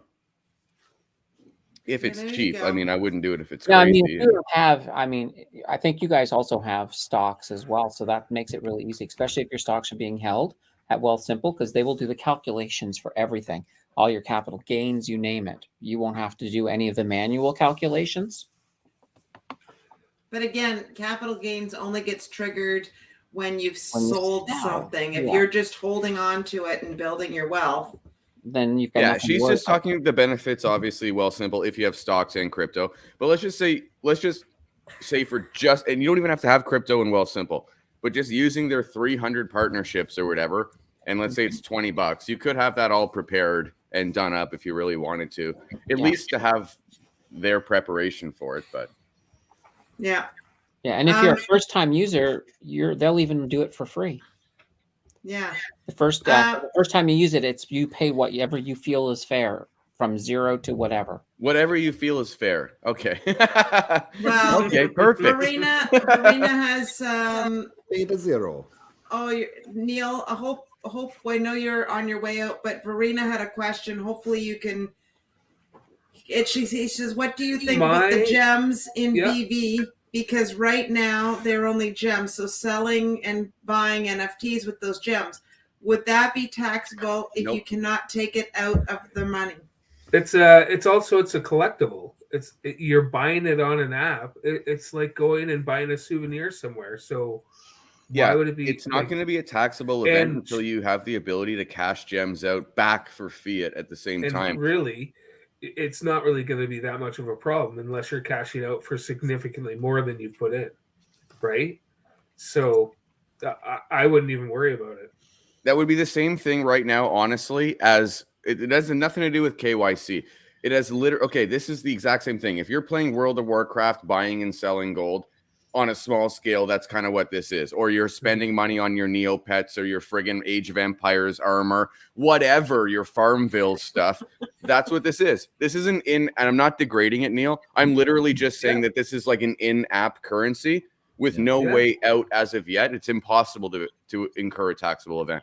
Here's one question for everybody. Do you guys claim your interest that you get on your bank account every year? No, I don't think so. We don't get any. You're supposed to. What interest? What interest are you talking about? What bank account? What bank pays interest on a bank account? Exactly. Yeah. Right. Yeah. I just hope they don't go over. They could really get sneaky, and this country's in trouble when they start taxing the points you earn on purchases on your credit card. Yeah. When they convert that that could happen. I missed it. Mm-hmm. Your points on your credit card, like even Tim Hortons, you get your Tim Hortons points. Are you supposed to I don't know. There was this. I don't know. I don't think it'll go that far, but in the end, it could go that far, right? Listen, that would be very catastrophic for the amount of Shoppers Drug Mart points we have. Well, I'll tell you, years ago, I used to work for Rogers, and I won a coffee card once, and on my next paycheck, they had $20 of income for that coffee card. No way. They did. They put it in as income. I was like, seriously? Yeah, Is it the off of the benefit? one call center I worked at, they used to do giveaways for top agents every year, and your giveaway, what you'd win is a trip to Mexico, and you'd have to pay the tax on that. I'm okay with that. Oh yeah, you're going to Mexico for a week. Why the fuck not, right? Yeah, You got just an don't come excuse- back and then you don't pay any taxes. Well, you got an excuse to miss work for a week, right? So I was Yeah, no, I 40K. won a trip at work once too. Same thing. Once, you won it 3 years. Well, I wasn't going to brag, but thank you for saying that. And then I brought Tim with me. So holy banana bread. Talk about a taxable benefit. I actually had to ask them. Yes, but holy banana bread. I had to ask them to up my taxes, what they deduct from my taxes, and I contributed to my RSP to try to mitigate those trips. And then you ended up being charged for over contributing to your RSP. No, we had carry forward. We had carry We've forward. got carry good. forward. We were Well, they lucky. normally give you a 2,000 buffer as well once you hit your limit. Oh, really? Yeah, they'll give you a $2,000 buffer. You still have to get that money out of it, but they won't charge you that 1% a month on that $2,000 buffer. Boy, Interesting. they really are an interesting crew, aren't they? Like, there's no way. Like, I question, why wouldn't they just make RSP contributions unlimited, knowing full well that the majority of Canadians could not possibly afford to put more than what they're putting in. The exact amount of people that they're trying to tax more are the ones who would max that out. Exactly. Like, this is the thing. You're right. The average Canadians, you guys know how I think, and sometimes I'm rude and crude, so I'll be polite. The average Canadian's not always the sharpest tool in the shed. Same thing for Americans, and they're not going to max that out. But if it was unlimited and you had a bad tax year, why wouldn't you? Right. Mm-hmm. Like, I mean, that would be the ultimate in avoidance for Okay, the but rich. you want to know what's bizarre though, Ryan? And what's bizarre to me is and maybe this is just me, didn't we start to be innovative and to create wealth? Everybody's creates their own wealth for them and their family. And I don't understand limiting. And I don't. This is too political. I know. We're treading in. Here's the thing to think about. I mean, Canadians have been so bad at investing. That's why the TFSA was born, just to give the Canadians a bone so that they would actually start looking at investing. Because that's how much of a small little percentage of Canadians were even looking at their wealth or investing or even retirement. Yeah. Really tough to get ahead these days. From houses to trying to nickel and dime our way through. Everybody's tired and tapped out. Just been even I was talking to a bunch of the customers and the vendors I've been going out with the last few days. I thought they were meetings. Yeah, they are meetings, honey. My meetings happen to be in restaurants and with wine involved. Anyways, I'm finding it very interesting that everybody's now in some form of mental health challenge of some sort. Except me, I'm perfectly fine. That's why you're hanging onto a banana. Got it. Yeah. But Yeah. people Always are always now is. having That's a existential. fun story. Oh yeah, there you go. But it feels like when I have conversations with people that it feels like everybody's in some form of existential crisis. They're trying to examine what the heck this is all. What is this? What is this all about? Taxes are going to be a real interesting piece of work this go round because of all the crazy stuff that went on in 2021, right? Like from payments and weird payments, and I don't even know. Taxes. There's a lot of stuff. I mean, taxes are going to be a lot of fun this year. Now, I say it from somebody who understands taxes, but I can understand how this could be very confusing for people. And anybody who knows how to do taxes can probably make a killing by doing other people's taxes this year because people are confused. I am not doing anybody else's taxes, by the way. I'm doing mine. I'm doing Jill's. That's it. But I will provide information on my channel. So Ken, there goes that idea. Anyways, Tim, did you do your DCA update, or did you want to do that separate? You did it? I did. It's here. Oh, very nice. It's here. I got 2 weeks to come up, so here we go. Dun, dun, dun, dun, dun. So it's 2 weeks that we're going up, weeks 6 and 7. And let's see what we got here. Kind of interesting because we had a bit of a pump in the price of Bitcoin. Oh, that was last week. Sorry, that was last week. No, I think it's better that we go to the summary of year over year. Here we go, week 6 and 7. So we can see that here in week 6, the price of Bitcoin at the end of the week was $54,000, which other than the first 2 weeks of this challenge is the highest it's got. Right? So that was a pretty good week for making some, pretty bad week for making some Satoshis. Week 3 and 4 were the best weeks. And you can see that how the price of Bitcoin is fluctuating there, right? So it's interesting to see that the annual is it's improving to minus only, negative 2.4% loss. But those stats are starting to come up for me. So that's good. And I'm not even going to go to the next slide, which is just the shaking, because that's just a freaking nightmare. That's just a freaking nightmare. Oh, yes, I forgot to shake. So did I yesterday. I forgot yesterday. Oh, how many days did you lose? I think I was back up to 58 days. Oh man. Wow. Yeah. You guys should invest in those Nate cups that say shake. Well, see, I didn't get any sleep Monday night. I stayed up all Monday night and I went to work. And then last night I only got a couple hours sleep. So Ken. I was distracted from lack of sleep. Well, this is because of this new coin? No, because I made my money on that one. Unless you're talking about State of Realty, which comes out March 1st. Oh my God, here we go, another one. Okay, did you bought it? Did you sell it straight away? The Koya Combat, yeah. I got into the pre-sale on Friday night, I think it was, and then when it accidentally went live, I waited till it pumped, and then I dumped. Yeah. Oh yeah. Wow. And you made 10,000? Yeah. Nice. So $10,155.31. There you go. After the show tonight, Ken is sending pizza to everybody's house. Yes. Well, he already agreed to send me $2,000 in Bitcoin, so that's all good. But I'll just send you that info after the show. I don't need Bitcoin. And you see, Ken, that's why I'm not doing your taxes. You just send him 2,000 in Bitcoin for no reason. Exactly. You've got to lubricate me a bit if you want taxes. What the? Save that for Ken's show, you leather. That's a Friday night.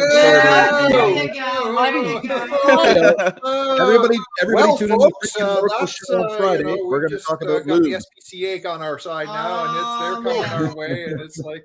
Okay, so I have a genuine question for Tim and Nancy. Seriously. Yeah. So, okay, are you guys comfortable saying how much Bitcoin you have with a range? Maybe. I'm curious. Like, are you guys we're over 1 and less than 2. I know where you guys were at last time I asked, but I'm wondering is like this dollar cost averaging into it basically with your DCA challenge. Are you noticeably climbing, or is it that you own so much that it's kind of not noticeable yet? Or that's what I'm wondering.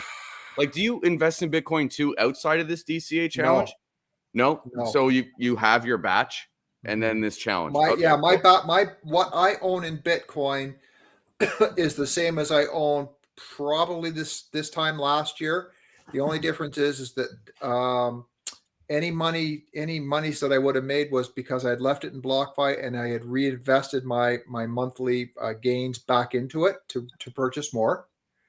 And then this year, as of January 1, I'm $5 a week dollar cost averaging through the Shakepay app. Are you collecting your interest in Bitcoin as well, or stable, or something else? In BlockFi, Yeah. I was switching. I actually it was last year. It was between Bitcoin and USDC.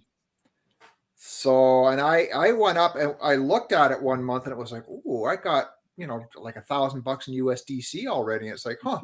And then the price of Bitcoin started dropping.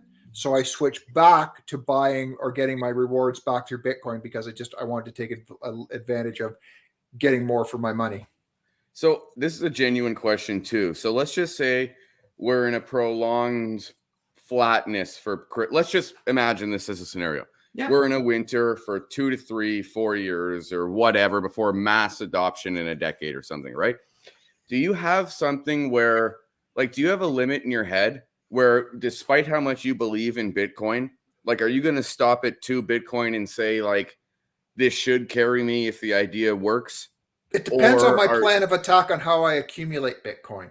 Am I actively going to go and buy big chunks? No. Am I comfortable increasing my dollar cost average from potentially $5 a day to $10 a day to $15 a day over that 2 to 3 or 4 year period? I'm more swaying that way than I would by no, but buying. Let's say you hit 2 Bitcoin. Like, is there a limit where I'll just keep going. It's just keep going until something says stop, take a look, here's an opportunity. Yeah. So it's just, I'm going to set it and forget it is what I'm going to do. Is what I'm doing now. The way I like that, and I'm going to, the way I like that you're doing it is, well, I mean, nickel and dimers get this more than any people out there, but no one realizes $5. No one realizes $10 in a day. And if you do, you've got way bigger problems than to think about Bitcoin or stocks, right? So like the $5, $10 a day, it adds up freaking quick. Like, I put down $1,000 the other day. I told my channel members that's all I'm going to do. It's not going to be huge for me, but I'll get into it more and more. I'm already at, I mean, mind you, Bitcoin's gone down, so I'm just getting more sats for the dollar. But I'm at like 2.4 million Satoshis, and it's just like, damn, this does add up fast. Now, my only thing is keeping it at because, okay, I actually had a really interesting article. If you guys wanted to pull this up, can you guys pull this up? I've got a really interesting article. I was going to share this as part of a video, but we're kind of late enough in this live stream that just while you're doing that, I'm just going to ask or answer Verena. Verena says, do I leave that in Shakepay, and at what point? I guess would I put it in BlockFi? And it's like, as long I might consider Verena putting it into something that is going to allow me to earn, but I'm going to do it in a large batch as opposed to a small batch. If I was to take it out of Shakepay. So I'm going to let it ride, Verena, for like a year and see where I stand, and then consider it at that point in time. Anyway, this entire chart is tracking, as we've been talking about for a long time, Bitcoin's correlation to the markets itself. It's now at an all-time high for how closely correlated Bitcoin is to the market, which takes away from it being a store of value, which this whole thing goes to explain, because a store of value being like gold, for instance, as in a pretty stable, does nothing type of price point, right? But that made me think, for me, and I'm just going to stop this. I'll share you guys the link after. But again, seeing that correlation at an all-time high, it's been the gold and silver that has made me a ton of money during all this total BS. So for me, maybe I still think I need so much more convincing on this being like an alternative money. Like, how is it that you guys judge this? Because I only looked at it as a speculative investment. Now I look at it as an alternative money and a speculative investment. But you guys having no exit point or stopping point with respect to your DCA, what do you guys look at it as? Because I'm still looking at it as, with charts like that, correlated to the market. I'm just looking at it as another speculative investment right now, but only recently, again, looking at it as alternative money. But I'm clearly not where you guys are at. Like, where are you guys at? Do you consider some of your stock choices, or sorry, not you, but would you consider, and I put this out as you, and I don't mean it directed at you, but would we consider that some stocks are speculative choices that we hold on to and we let them ride? Yes or no? 100%. I just don't, but I've got my limit on buying them. So Bitcoin would be along those same lines as a speculative. I could put that in a sentence as the same as it's a speculative, as me picking a speculative stock. I could pick Bitcoin as a speculative investment and just let it ride the same as I would with a speculative stock. My only thing is that, okay, so I've been doing some other research, like for all these, it's funny, I'm doing more research, but I'm putting out no videos. It's weird. And it's like, I'm starting to look with respect to fiat. We do have multi-billionaires, 100 billion. We know who they are, right? The largest money holder on the entire planet has nothing percentage-wise compared to Michael Saylor and the Winklevosses with respect to Bitcoin. Nothing. It's a joke, actually. So it would be, so that makes me afraid too, in that, how does that work out? Because how can 3 people own 7% of what the idea is supposed to be, what our global reserve currency, if everything comes, you know what I mean, to fruition? Like that's my other thing too. So are you worried in the sense that Saylor and whoever could change the price in a moment's notice? No, I'm worried that governments will not allow that to happen, and we'll probably see a similar situation like when we got off of the gold standard, and we'll see some sort of forced sell-off among publicly traded companies holding it as a proxy. I don't think you can get away with individuals holding it, but I bet you there'll be regulation forcing companies into acknowledging a maximum for it, especially if it's a reserve. Like, that's my only thing, and that would hurt. Is there any example, and I don't know the answer to this, is there any example of that with a stockholder and stocks right now? I have no idea. I would look back to when gold was confiscated and to see what type of reserves were allowed for certain companies, because the ones that at least worked with it, that would be the only comparison. But gold's not even comparable to Bitcoin in this scenario either. So it's like a totally new frontier. Whereas like gold had a utility with respect to certain manufacturing, certain people had to hold it. So looking back on when everything was confiscated, who was allowed to keep it, that's apples to oranges, not necessarily apples to apples. There's so many unknowns, and that's why every day I come up with new questions as opposed to affirmations, because I'm trying to learn as opposed to like tell myself something. But I don't know. There's more questions to me than there are answers. I just don't know. I think there's more. The fact that there, as you say, there is more unknowns is potentially because there is more known things and more transparency about the stock market, about the crypto, about the different opinions, that we have social media, that has YouTube. So that's why everything becomes a guess now, as opposed to in the old days, it was like, no, pretty steadfast and true. It's these two. He didn't like what I was saying. Maybe not. But you understand what I'm saying, right? Do you, Candace, what do you? I don't see Bitcoin as a speculative asset at all. No. The word speculative, and when you're dealing with a speculative asset, it basically means that it's worth nothing, and that you are basically speculating that it will someday be worth something. The thing about Bitcoin is Bitcoin's long past the point of being worth nothing. Right. It already has a good amount of value. It may not be a store of value in the traditional sense that we think of a store of value right now, but that's the future. But it's not a speculative asset either. It's sort of in that in-between land between being a speculative asset, being a store of value, moving in that direction. Yes, it's still kind of tied to the S&P. That's anybody with What eyes. would you consider a speculative asset, though? Because it acts exactly like a speculative asset. Like, literally, that's how they defined it in that article as speculative. Some people use that, but the thing is, a speculative asset should traditionally have next to no value. For example, a penny stock. Penny stocks are speculative assets right out of the gate. You're buying them hoping that you're going to someday 10 times your money or that. Yes, that's kind of the same thing that you're doing with Bitcoin. But Bitcoin has a lot of value right now. What's the value? Okay, Bitcoin has as much value as you would say a bullshit currency has. That's there's no true proven value outside of its holder base. If we look at the amount of wallet creation going on for Bitcoin right now, shockingly low. Network Hey. participation, devastatingly low. It shows that more people are holding and not doing anything. Okay, so that Well, is they are right scary now. as F for Bitcoin, But though. the big But wouldn't that difference prove it is- to be a store of value if they're holding on to it? Hold on. It should be, but why isn't it acting like one? So that's bring on the speculation aspect of it, and that goes to show the people involved with it. So that's the thing. That's the problem with Bitcoin right now. Like, we've been talking about it for months. It's like, we know it has the potential to be a store of value, but to say it is now, it's not even close. and And that's it is not what I'm beyond arguing speculative. either. I'm saying it's neither at the moment. I'm saying it's in this sort of limbo between the two. And the reason I don't call it a speculative asset is I can take my Bitcoin, I can go cash that in right now. I'll get a half decent payday compared to where I bought it at. So a lot of people who bought it low are going to still come out with a lot of money. And that's not a speculative asset. That is an asset. So is a penny stock. But if we're Right. talking about a 60, 70, or 50% swing, that is literally the exact same as penny stocks. Well, We've seen got the PayPal volatility. swing 62%. It is beyond speculative.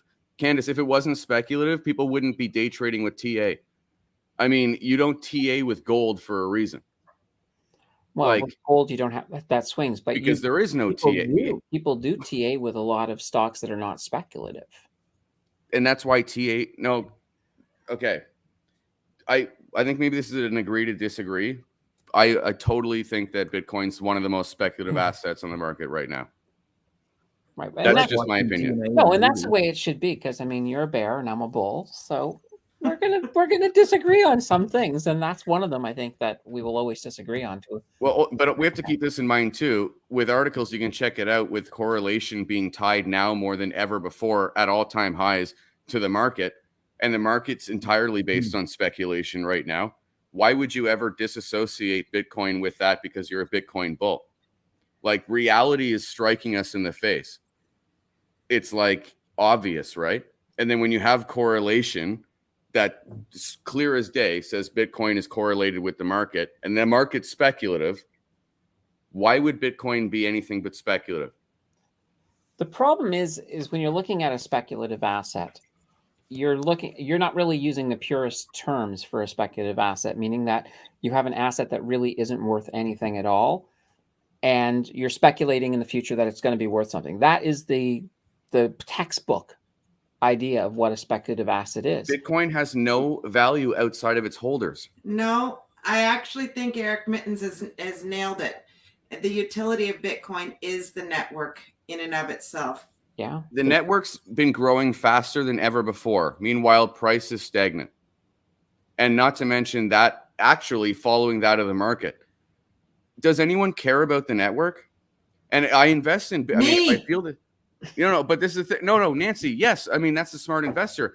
But think about the money involved with it, who's driving it. And I feel this way about Bitcoin. Why do I invest in it? I believe because I don't day trade. I believe in Bitcoin on a longer term. But that's why DCA makes sense for someone like me, because I don't believe in timing this very speculative asset. But to me, all I'm saying is, like, it's a day trader's paradise, crypto.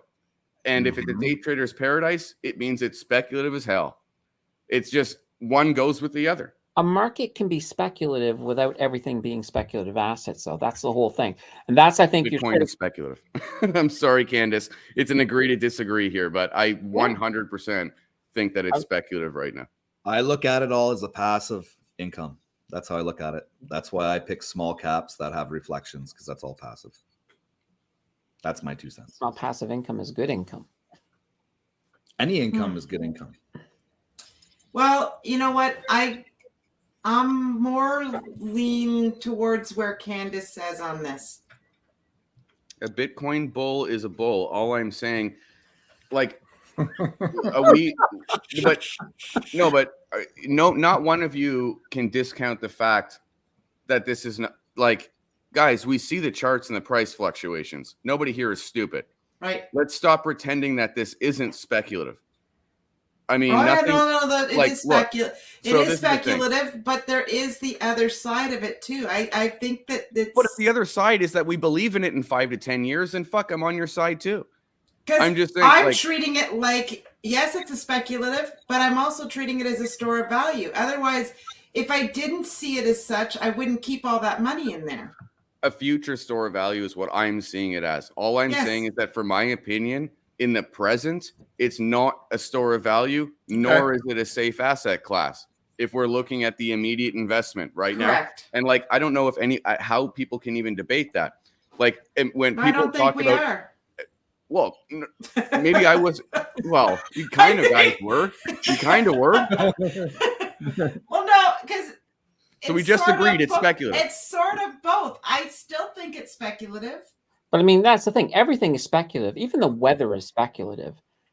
Kind of true. Candace, you know the point we're trying to make. No, I know the point that we're trying to make, but I'm just sort of showing that we're fighting over the definition of a word, and crypto is gone beyond. Like that, usually backed up by analytics, and every one of us knows the price performance of Bitcoin and crypto versus a true proven store of value.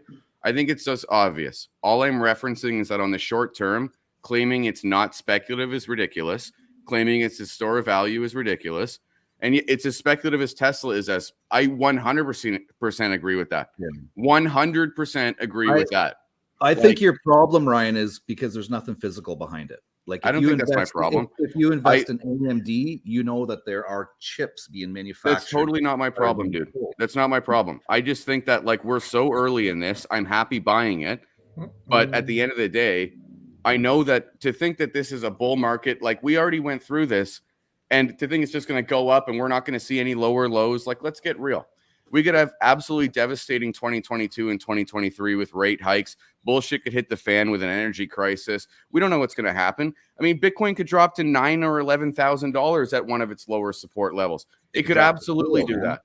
Like, and who are we? And what? All this sudden, I mean, it's still a store of value. All I'm saying is that short term, there's room to play Bitcoin. Right, but keep in mind, because of speculation. I'm not even arguing that it's a store of value. It's not a store of value yet.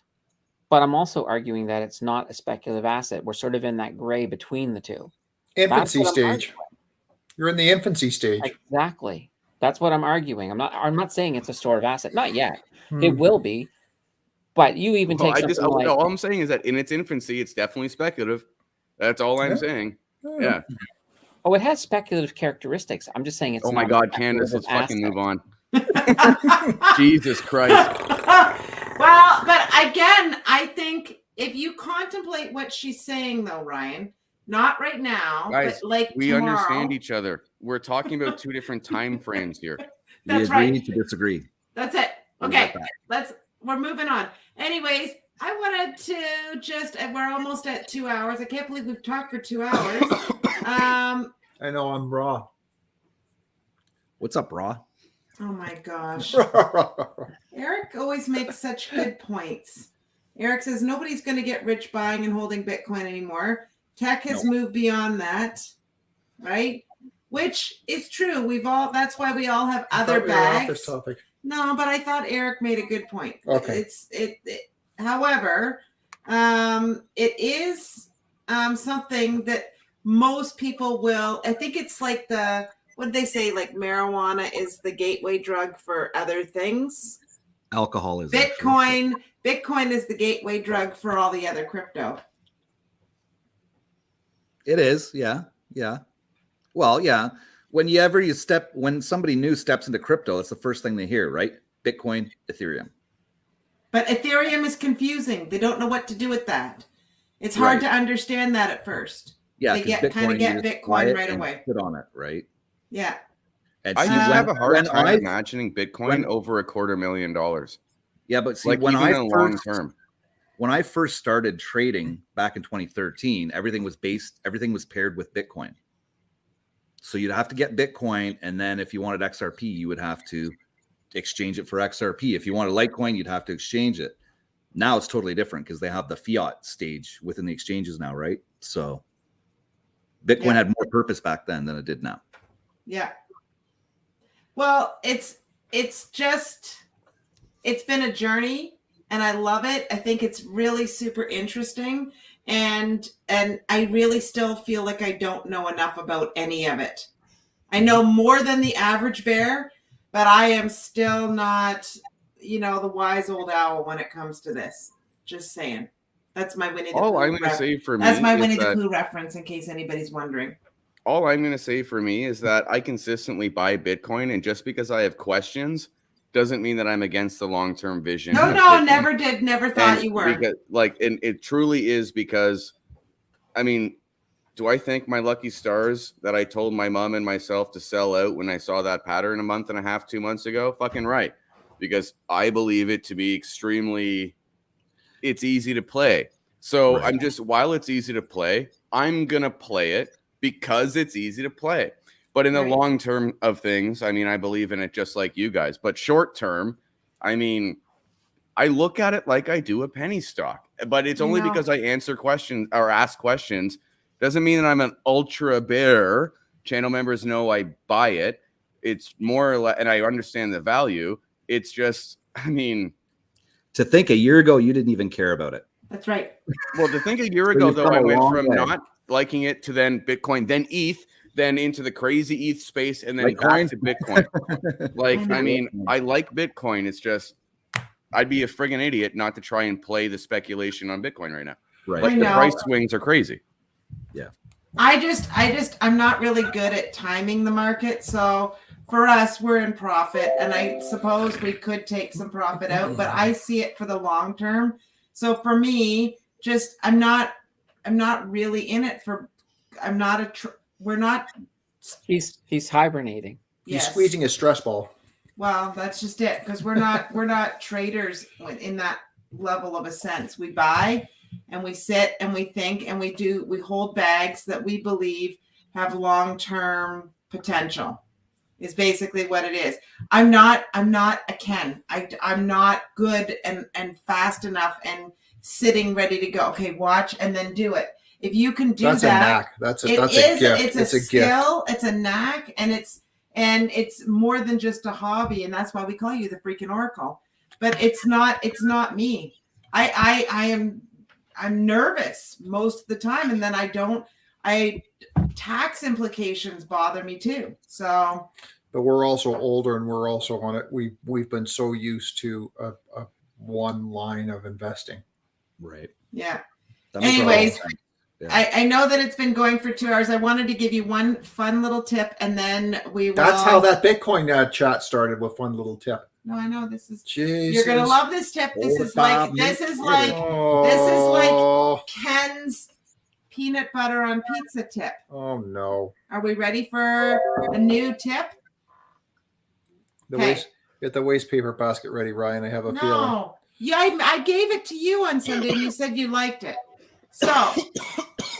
So my nutritionist gave me this whole idea, and I thought it sounded absolutely ludicrous, and I thought, no, I'm not doing it. But then I thought, I'll try it on Tim, see if he likes it. It was fantastic. So, does anybody ever eat oatmeal? Obviously not Candace right now because she's doing the keto thing, but does anybody eat oatmeal for breakfast? Do I know how? I used to. Okay. Now, take a 1/4 cup of oatmeal. You can add whatever things you like to it. If you like a banana, add some banana. I put a little tiny bit of peanut butter in for Tim. I put a little bit of chocolate protein powder, so to kind of make it like a peanut butter cup. You mix that all together in the bowl. Almond milk. Add an egg to the mixture. Sounds crazy. You add the egg right to the mixture, mix it up, a little bit of almond milk, and again, whatever you put that in the microwave, and you heat it on high heat for 1.5 minutes. Take it out, give it a good mix, and let it sit there for a second. I think I topped yours with a little bit of apple and some more almond milk. Tastes like a warm oatmeal cookie. No kidding. Super fantastic. Nice. That is breakfast. Mm-hmm. Nice. So try it. It sounds ridiculous. And you're going to look at this and think, no, I'm not doing that. This is going to sound even more ridiculous as a question, but this is a real question.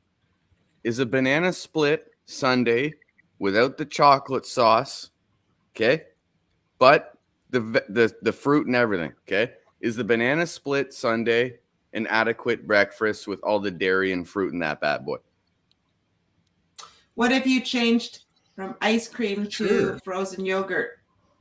Well, I could, but do I because have to though? Your You can milk go and the with ice frozen cream soy. is, yeah, but the milk and the ice cream is considered your bowl of cereal, right? The milk for your cereal. Yeah, with And then strawberries and a frozen banana. rice. Put some granola on top, you're all set. That's breakfast done. Yeah, Yeah. there's, My there's parents enough lied. sugar in that ice cream. It's comparable to fucking current cereals on the market, right? So yeah, Yeah. I like So- that ice cream banana split breakfast done. There you go.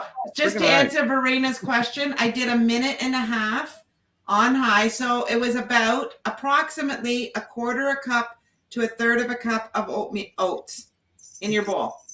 In your And bowl. just to point out, we are not nutritionists, so check your nutritional advisor before you take any of this advice. Good Screw point, that. Just eat the Candace. banana splits. Good point. Yeah. And then whatever you want. So I did a tablespoon, just slightly less than a tablespoon of peanut butter because he loves peanut butter. I did a little bit of shredded coconut, unsweetened shredded coconut, unsweetened almond milk.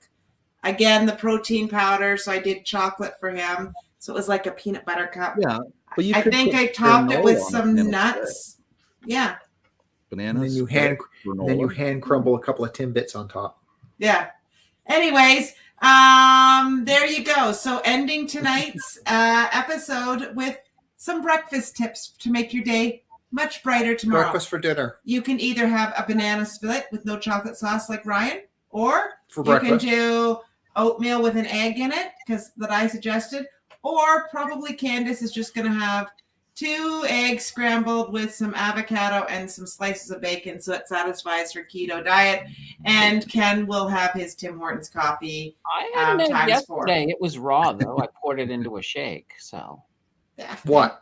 An egg? yeah. And Jill was Fuck. like, "Oh, you're gonna get salmon. You're not." I'm like, "No, I'm not."